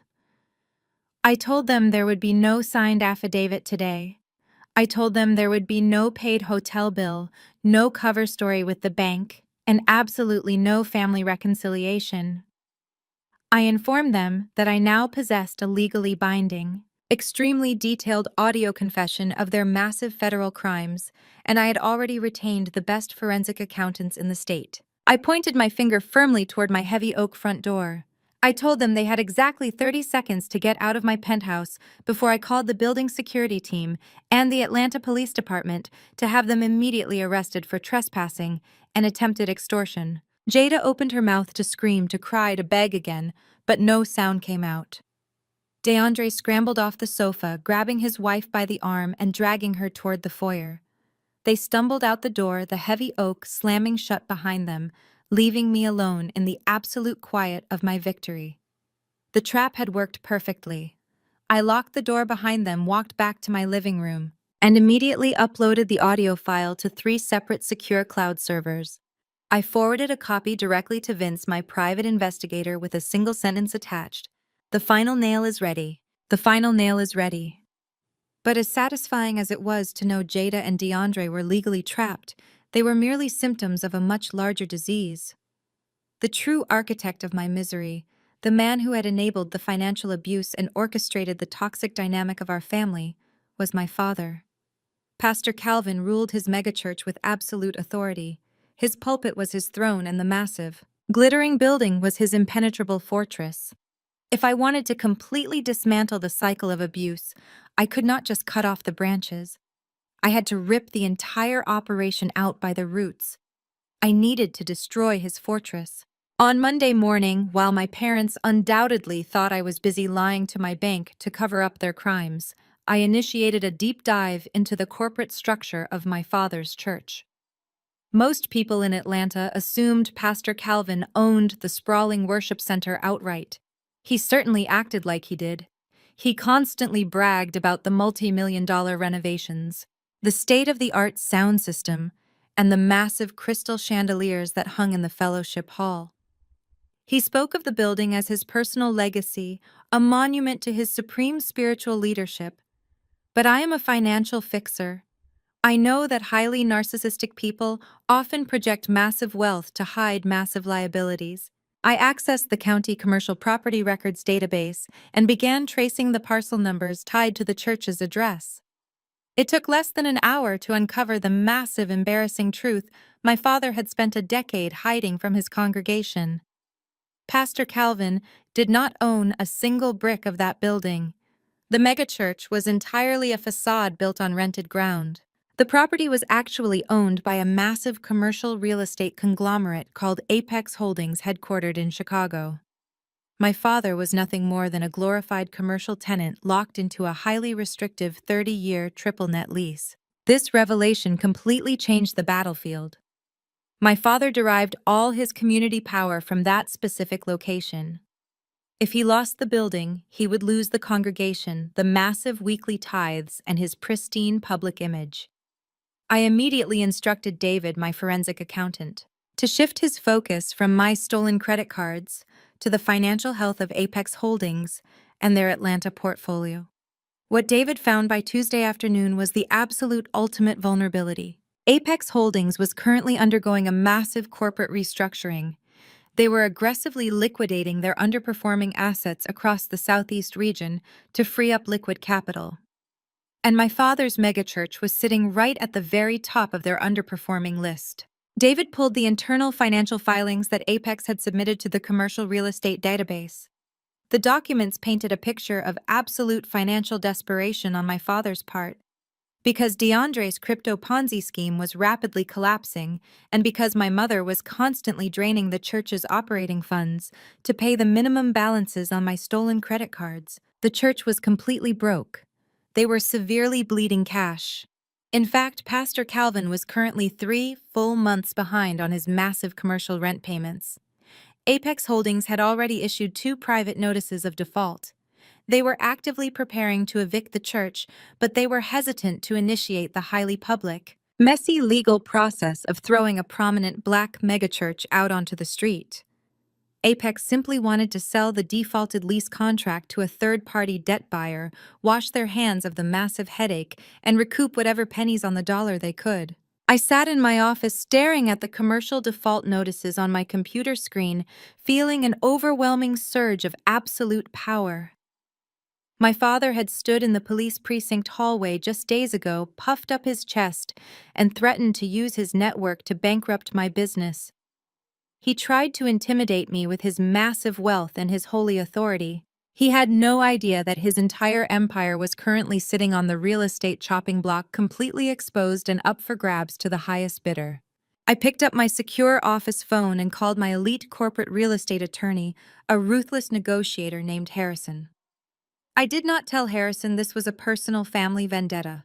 I framed it strictly as a highly aggressive, time-sensitive corporate acquisition. I instructed Harrison to immediately set up a blind trust and register a completely anonymous limited liability company in the state of Delaware.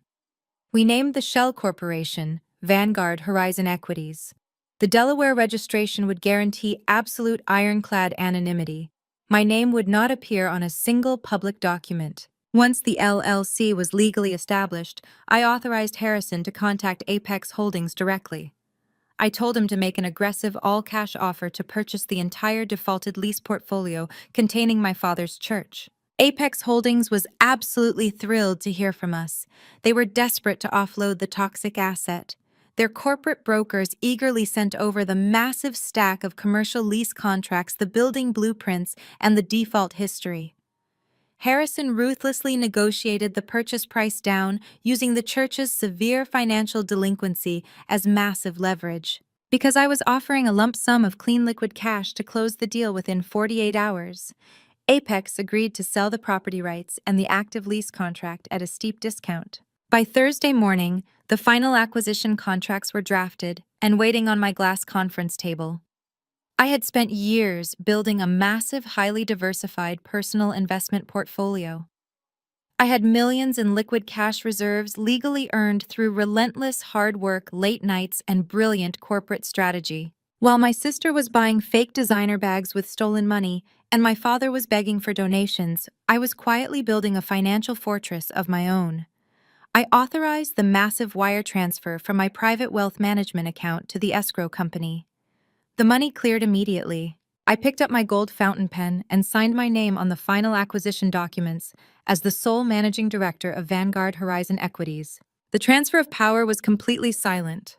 There were no trumpets, no dramatic announcements, and no public spectacles. But in that exact moment, the dynamic of my entire life fundamentally shifted. I had just purchased the physical ground my father stood on. I owned the massive fellowship hall where Jada had thrown wine at me. I owned the sanctuary where my parents stood every Sunday to preach their hypocritical sermons. I owned the pastoral office where my mother had secretly forged my signature to steal my identity. I was now legally Pastor Calvin's landlord. And he had absolutely no idea. He was still operating under the arrogant delusion that I was a frightened, submissive daughter desperately trying to fix his financial messes with the bank. He thought he was untouchable. He thought his holy kingdom was protected by his powerful friends and his charismatic voice. He did not realize that the deed to his kingdom was currently sitting locked inside a fireproof safe in my downtown penthouse. Harrison called to confirm the final deed recording with the county clerk. He asked me how I wanted to proceed with the delinquent tenant.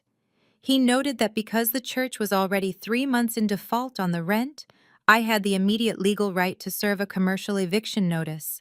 He offered to send a standard warning letter to give them a chance to pay the massive back rent. I told Harrison to hold off on the warning letters. A standard corporate warning would just give my father time to scramble, manipulate his congregation, and beg for emergency donations. I did not want to give him a single second to prepare. I wanted the absolute element of surprise. This coming Sunday was the highly anticipated 15th anniversary gala of the megachurch. It was the absolute biggest day of my father's professional calendar. He had invited the mayor, local politicians, wealthy corporate donors, and hundreds of loyal church members. It was supposed to be his crowning moment of glory. He had explicitly instructed me to bring the $50,000 legal retainer check for Jada directly to the altar during the service. He planned to use the massive public setting to force my submission exactly like he tried to do the week before. I smiled, leaning back in my ergonomic desk chair, looking out over the sprawling Atlanta skyline. I was absolutely going to attend that anniversary service. I was going to walk down that plush carpeted aisle in my best tailored suit, but I was not bringing a check for my sister. I was bringing the full crushing weight of the United States legal system. I called Vince, my private investigator, and gave him the final green light. I told him to coordinate directly with his contacts at the Federal Bureau of Investigation and the local fraud detectives. I provided them with the exact time and location of the Sunday service. I told them exactly where Jada DeAndre and First Lady Brenda would be sitting. The pieces were perfectly set on the board. My parents had spent my entire life treating me like an insignificant pawn, useful only for their financial gain and emotional punching bag. But while they were busy playing checkers, I had mastered chess. I had quietly surrounded their king, cut off their financial escape routes, and legally purchased the very board they were playing on. I spent the rest of Friday reviewing the massive black binder of financial evidence one last time. Every forged signature, every stolen dollar, every arrogant audio confession was perfectly categorized. I felt a profound sense of calm wash over me. For 29 years, I had allowed these people to dictate my worth. For 29 years, I had accepted their cruelty because I believed blood meant obligation. But as I closed the heavy leather binder, I realized that true freedom does not come from waiting for toxic people to suddenly realize your value. True freedom comes from completely stripping away their power to ever hurt you again. Sunday was rapidly approaching. My father was preparing his most triumphant sermon. Jada was preparing her fake tears. My mother was preparing to accept the praises of the congregation, and I was preparing to deliver a checkmate they would never, ever forget. Sunday morning arrived with a blindingly bright Georgia sun, casting a golden hue over the massive glass facade of the megachurch. The parking lot was already overflowing with luxury vehicles, a clear testament to the wealth my father demanded from his congregation. The 15th anniversary gala was not just a regular Sunday service. It was a highly orchestrated political and social event designed to cement Pastor Calvin's absolute authority in Atlanta. Ushers dressed in pristine white suits directed the thousands of attendees into the massive sanctuary. The room was a masterclass in theatrical opulence featuring towering crystal chandeliers, state-of-the-art acoustics, and two massive high-definition LED screens flanking the central wooden altar. I walked through the heavy wooden doors just as the choir began their opening hymn. I did not wear the subdued conservative dresses my mother always forced on me to make me look like a compliant background character. I wore a flawless, custom-tailored crimson-red suit. It was the color of absolute power. It was a visual declaration of war. I walked down the center aisle, my high heels clicking sharply against the polished marble floor before hitting the plush red carpet of the VIP section. I took my seat in the second row, placing my heavy leather designer bag carefully on the pew next to me. Inside that bag was the thick black binder of financial evidence, a sleek digital USB drive, and the commercial property deed that legally proved I owned every single inch of the building we were currently standing in. The front row was a sea of local power brokers. The mayor of Atlanta sat dead center, flanked by two city council members and a prominent state senator. My father had invited them specifically to show off his immense political muscle and community influence. To the right of the politicians sat my family.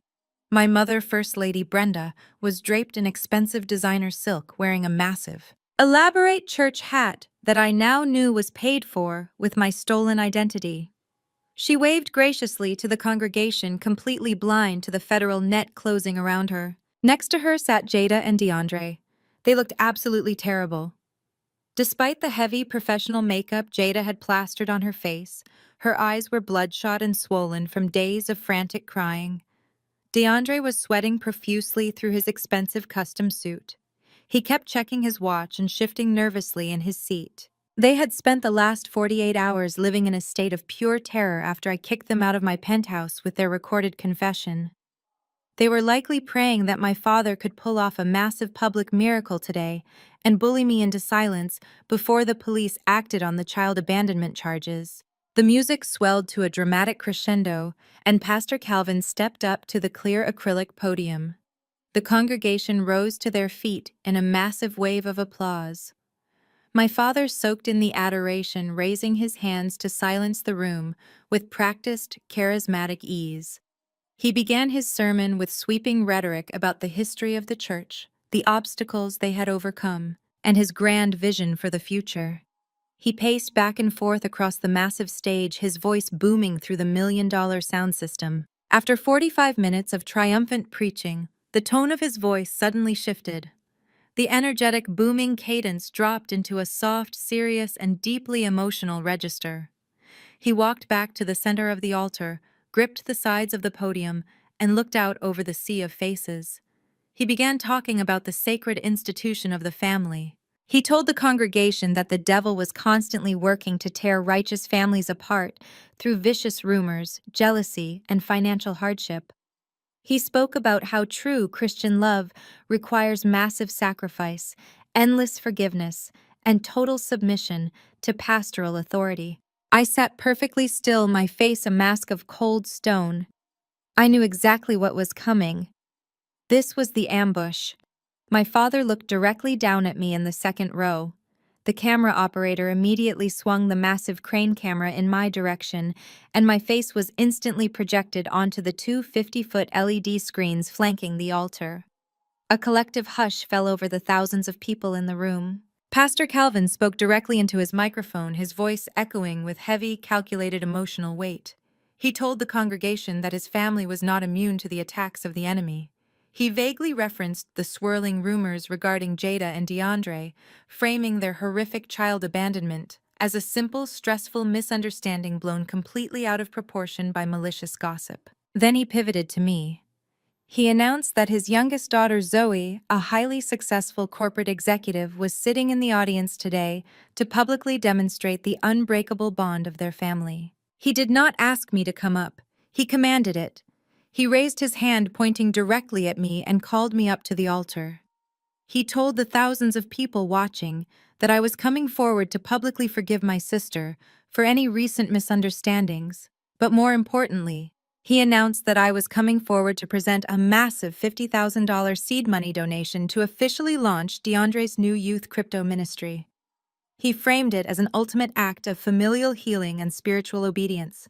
It was a brilliant, incredibly toxic psychological trap. He was using the heavy peer pressure of the holy setting, the presence of the mayor, and the watchful eyes of thousands of congregants to completely corner me.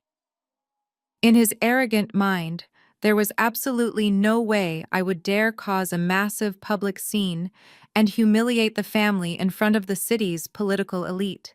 He fully expected me to walk up those stairs, hand over a massive check I never agreed to write, hug the sister who had tried to frame me for kidnapping, and smile for the church photographers. My mother turned around in her front row seat and looked at me. She gave me a tight, demanding smile, her eyes silently screaming at me to obey. Jada stood up, placing a hand over her pregnant belly, already squeezing out fake, trembling tears of gratitude for the cameras. I slowly stood up from the wooden pew. I picked up my heavy leather bag. The congregation erupted into thunderous emotional applause. People were wiping tears from their eyes, completely captivated by the beautiful story of family redemption my father was spinning. I stepped out into the center aisle and began walking toward the stage. Every step I took felt incredibly powerful. The psychological weight that had crushed me for 29 years was completely gone. As I walked up the plush red stairs to the elevated altar, I looked down at the floor beneath my expensive heels. I felt a surge of pure electric adrenaline. My father thought he was calling me onto his holy stage to establish his dominance. He had absolutely no idea he was actually inviting me onto my own commercial property. I reached the center of the altar and stood face to face with Pastor Calvin. He was beaming, radiating fake pastoral love for the cameras. He stepped out from behind the acrylic podium and pulled me into a brief, rigid hug. As he leaned in, pressing his face next to my ear where the microphones could not pick up his voice, his tone turned absolutely venomous. He whispered sharply that I better have the check in my hand and that I better smile and read the script perfectly, or he would personally ensure my business was ruined by tomorrow morning. He pulled back, smiling broadly for the thousands of people watching, and handed me his wireless microphone. The congregation fell into a breathless, expectant silence. They were waiting for me to weep, apologize, and hand over my hard-earned money to fund a criminal Ponzi scheme. I gripped the cold metal of the microphone. I did not look at my father. I did not look at my mother or my sister. I looked out over the massive crowd, making brief eye contact with the mayor in the front row. Then I lifted my gaze all the way to the back of the massive sanctuary, up to the second-floor balcony, where the glass-enclosed audio and visual booth was located. My father thought he controlled everything in this building, but I am a crisis public relations expert. I never walk onto a stage I do not completely control. Early that morning, before the doors even opened to the public, I had paid a personal visit to Julian, the head audio engineer of the church. Julian was a brilliant young tech guy who was severely underpaid and deeply despised my father's arrogant treatment of the church staff. For $10,000 in clean, untraceable cash, Julian had gladly agreed to temporarily hand over the entire $1 million audiovisual system to me. I stood in the center of the stage wearing my crimson suit, holding the microphone. The silence in the massive room was stretching on just a few seconds too long. My father shifted nervously beside me, sensing that something was fundamentally wrong with my posture. I was not trembling. I was not reaching into my bag for a checkbook. I was standing with the absolute, terrifying confidence of a woman holding a lit match in a room full of gasoline. I looked directly at Julian through the glass window of the sound booth at the back of the room. I gave him a single sharp nod. It was the signal. The ambush was officially over, and the execution was about to begin. I held the microphone close to my mouth and looked directly at my father. I told him he was absolutely right about one thing. True Christian love does require honesty. It requires bringing the darkness into the light. I turned to face the congregation, making sure to project my voice clearly and evenly across the massive sanctuary.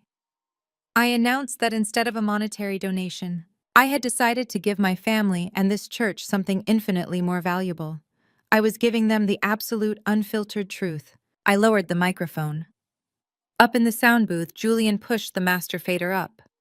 Instantly, the $1 million sound system crackled to life, bypassing the choir microphones and the podium audio.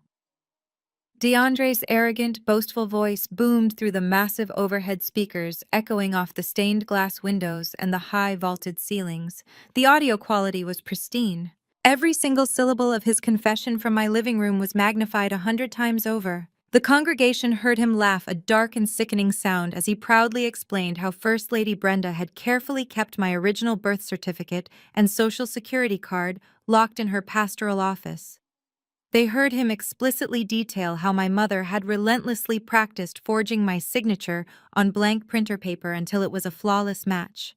The entire sanctuary sat in stunned, paralyzed silence as DeAndre's recorded voice bragged about bypassing the bank's security firewall to steal my identity. But the recording did not stop at the financial crimes. Julian expertly queued up the second audio file. Now the congregation heard Jada's desperate, panicked voice.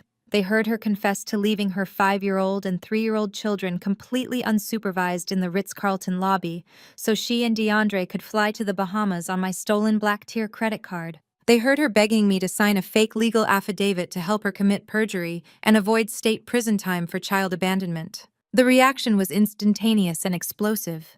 A collective gasp ripped through the thousands of people packed into the pews. It sounded like all the oxygen had been violently sucked out of the massive room. The mayor sitting in the front row physically recoiled, his face turning a sickly shade of ash gray.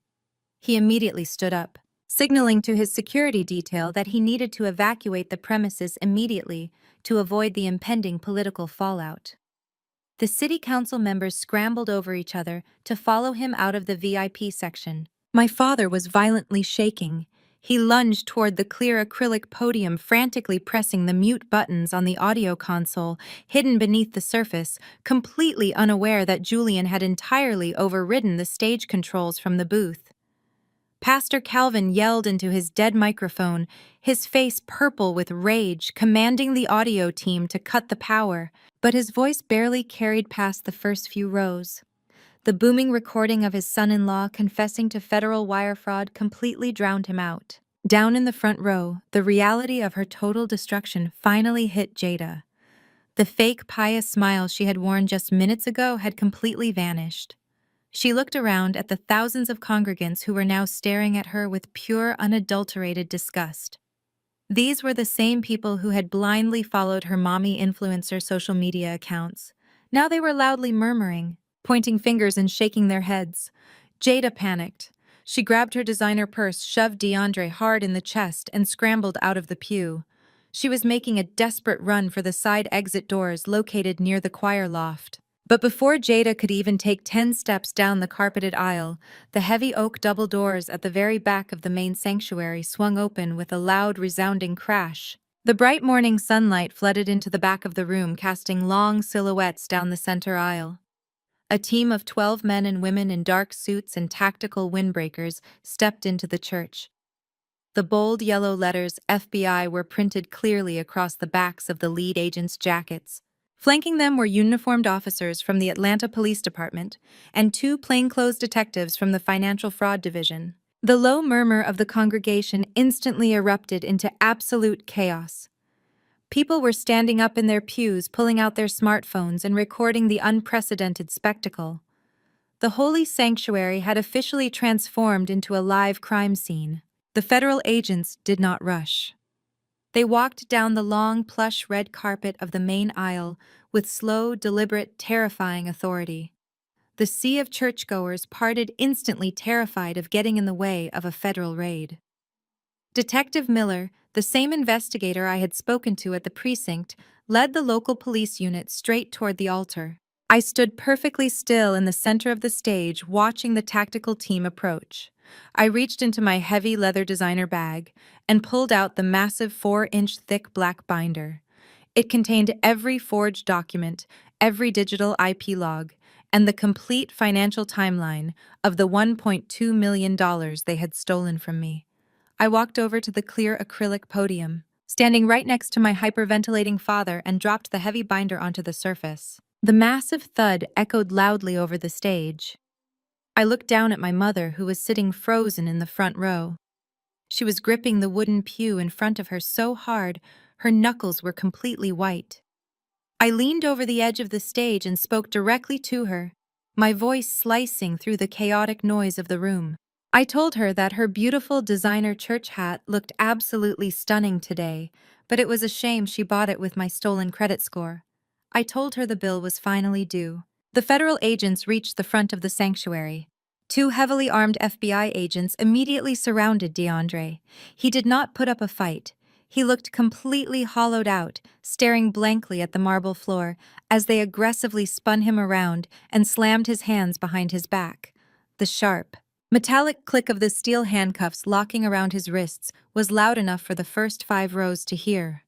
The lead agent loudly informed DeAndre that he was being placed under federal arrest for wire fraud conspiracy to commit wire fraud and aggravated identity theft. Jada screamed. It was a piercing, guttural shriek of absolute terror. She tried to run toward her husband, but a female Atlanta police officer intercepted her, grabbing her tightly by the arm. The officer informed Jada that she was being taken into custody regarding the active child welfare investigation and her outstanding warrants for felony child abandonment.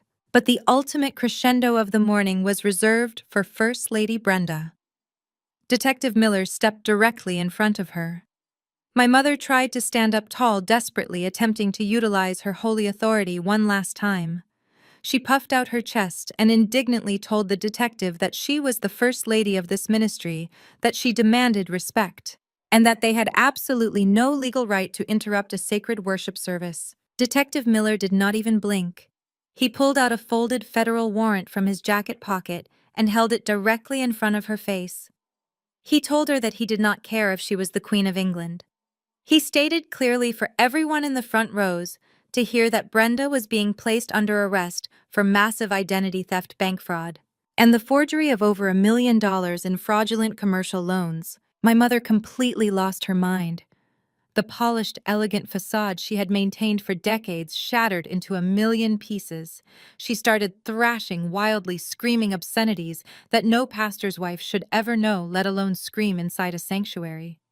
2 officers had to physically restrain her, as they forced her arms behind her back and snapped the heavy handcuffs onto her wrists. Her massive, expensive designer church hat was knocked askew, eventually tumbling off her head and landing on the floor, where it was immediately trampled by the boots of the arresting officers. My father was having a complete mental breakdown on the stage next to me. He was grabbing his hair, pacing frantically, and shouting at the police that they were destroying his life's work. He demanded they unhand his wife. He screamed that he was Pastor Calvin, a pillar of the Atlanta community, and that there would be massive political consequences for this outrage. The lead FBI agent looked up at my father on the stage. The agent calmly advised him to remain silent and secure legal counsel immediately, as his name was heavily implicated in the financial routing of the stolen funds. The agent warned my father that a federal subpoena for all church financial records was already being executed in the administrative offices down the hall. I stood there in my crimson suit, completely untouched by the chaos swirling around me. The congregation was in an absolute frenzy, shouting, crying, and filming the arrests. The flashing red and blue lights from the dozens of police cruisers parked outside were visibly pulsing through the massive stained glass windows, casting an eerie, chaotic glow over the entire fellowship hall. I watched as the police physically dragged my sister, my brother-in-law, and my mother down the center aisle. The very same aisle my father had expected me to walk down in total submission. They were paraded in front of the thousands of people they had lied to, manipulated, and defrauded.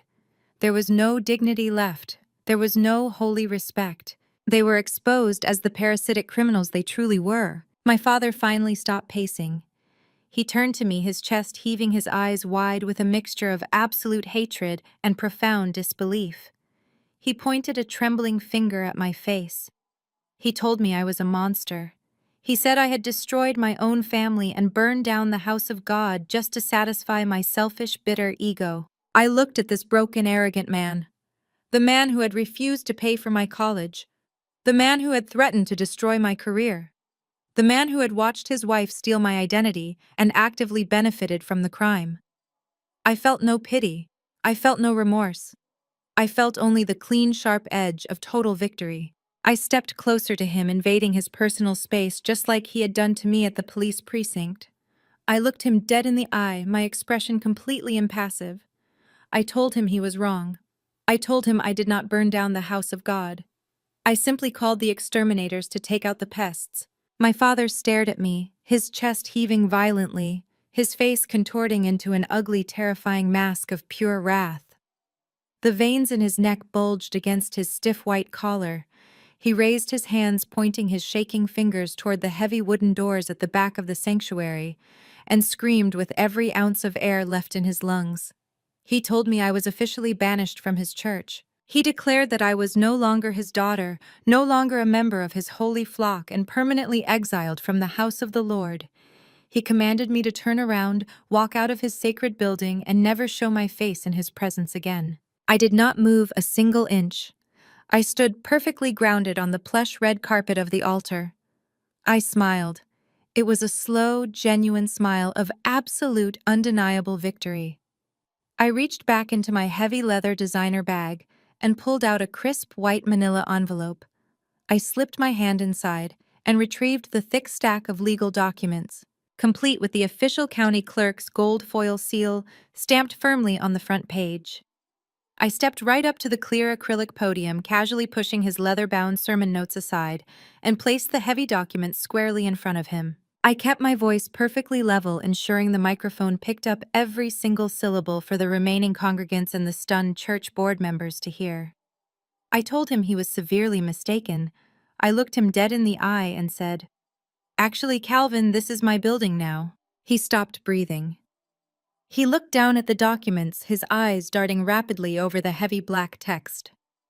I explained exactly how I had used an anonymous limited liability company to purchase the entire commercial lease portfolio from his corporate landlord in Chicago. I watched the horrifying realization wash over his face as he recognized my signature at the bottom of the property deed as the sole managing director of Vanguard Horizon Equities.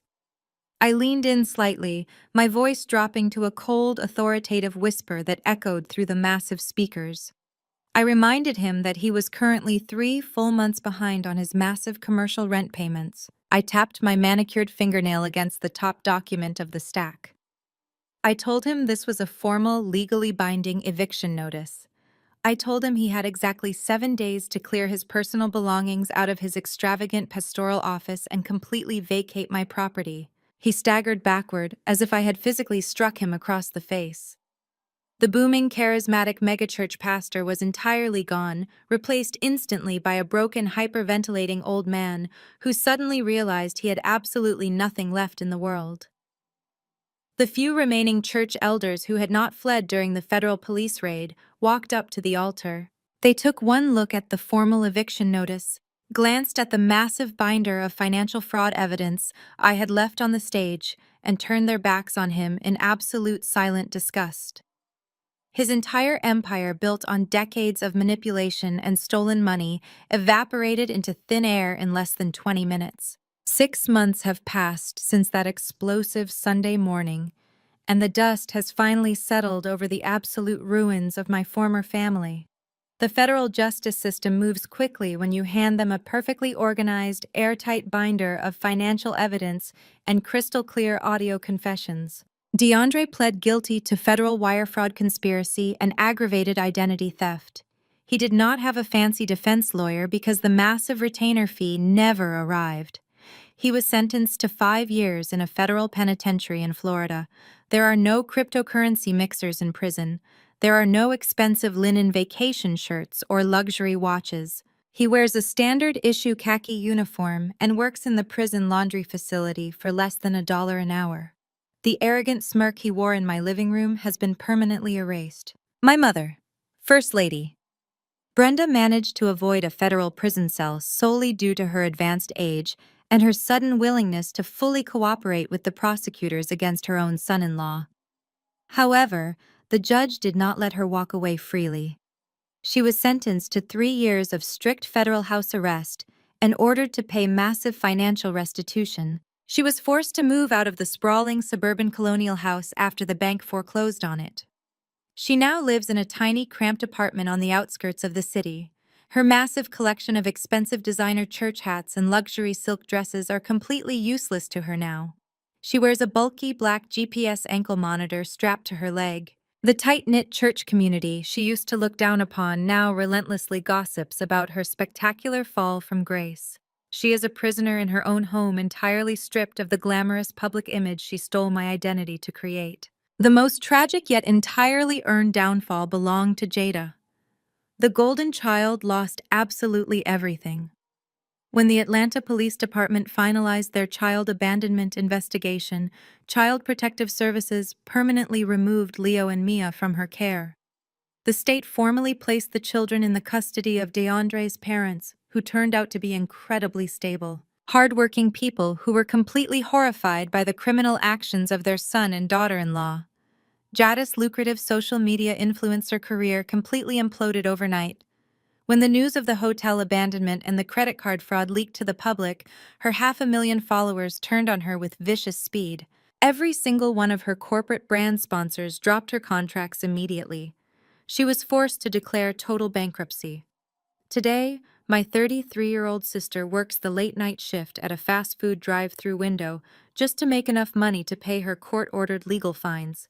The woman who once threw a crystal wine glass at me because she thought she was vastly superior is now handing out paper bags of French fries through a sliding glass window. As for Pastor Calvin, the megachurch board of directors held an emergency meeting the very next day and officially voted to dissolve his ministry entirely. They stripped him of his pastoral title and completely excommunicated him from the community network he had spent his life building. He lost his massive six-figure salary, his private office, and his unquestioned authority. The wealthy politicians and corporate donors who used to line up to shake his hand completely stopped returning his phone calls. He lives alone in a small rental unit, an angry, bitter man preaching to completely empty walls. I did not sell the massive church building. I had an entirely different vision for the property. Over the past 6 months, I hired an elite architectural firm to completely gut the massive fellowship hall and the main sanctuary. We ripped out the heavy wooden pews and the acrylic pulpit. We kept the beautiful crystal chandeliers and the towering stained glass windows. But we transformed the massive interior space into sleek, modern glass-enclosed collaborative workspaces and executive offices. Today, that building is officially the headquarters of the Vanguard Horizon Business Incubator. I turned the exact location of my deepest family trauma into a massive, heavily funded resource center exclusively designed to support Black women entrepreneurs. We provide aggressive startup grants, elite financial literacy training, and top-tier legal assistance to women trying to build their own independent businesses. I took a place that was actively used to drain my resources and transformed it into a powerful fortress of financial empowerment. I walk through those heavy glass doors every single morning, watching brilliant, driven women building their dreams, knowing that they will never have to depend on a toxic family member for their survival. The healing process has been profound and entirely unexpected. I used to think that cutting off my family would leave me feeling incredibly isolated and alone in the world. I thought the absence of my parents and my sister would create a massive, unfillable void in my life. But what I actually discovered was that their absence created an abundance of beautiful, quiet peace. I sleep soundly through the night. My corporate public relations firm has tripled in revenue because I am no longer carrying the exhausting psychological weight of their constant demands and their financial crimes. I am surrounded by a chosen family of brilliant colleagues, loyal friends, and the inspiring women who work in my building. The greatest lesson I learned from the absolute destruction of my biological family is that loyalty should never be a suicide pact. You are under no spiritual or moral obligation to set yourself on fire simply to keep your toxic relatives warm. When people show you exactly who they are, when they show you that they value their public image and their financial greed over your basic humanity, you have to believe them the very first time. You have to be willing to walk away from the table when respect is no longer being served. Sometimes the trash takes itself out. You just have to provide the garbage bag. Have you ever had to legally protect yourself from your own parents? Let me know in the comments. Don't forget to like and subscribe to hear more stories of surviving toxic families and building an unstoppable life on your own terms. Thank you for watching. And remember to always protect your peace and your credit score.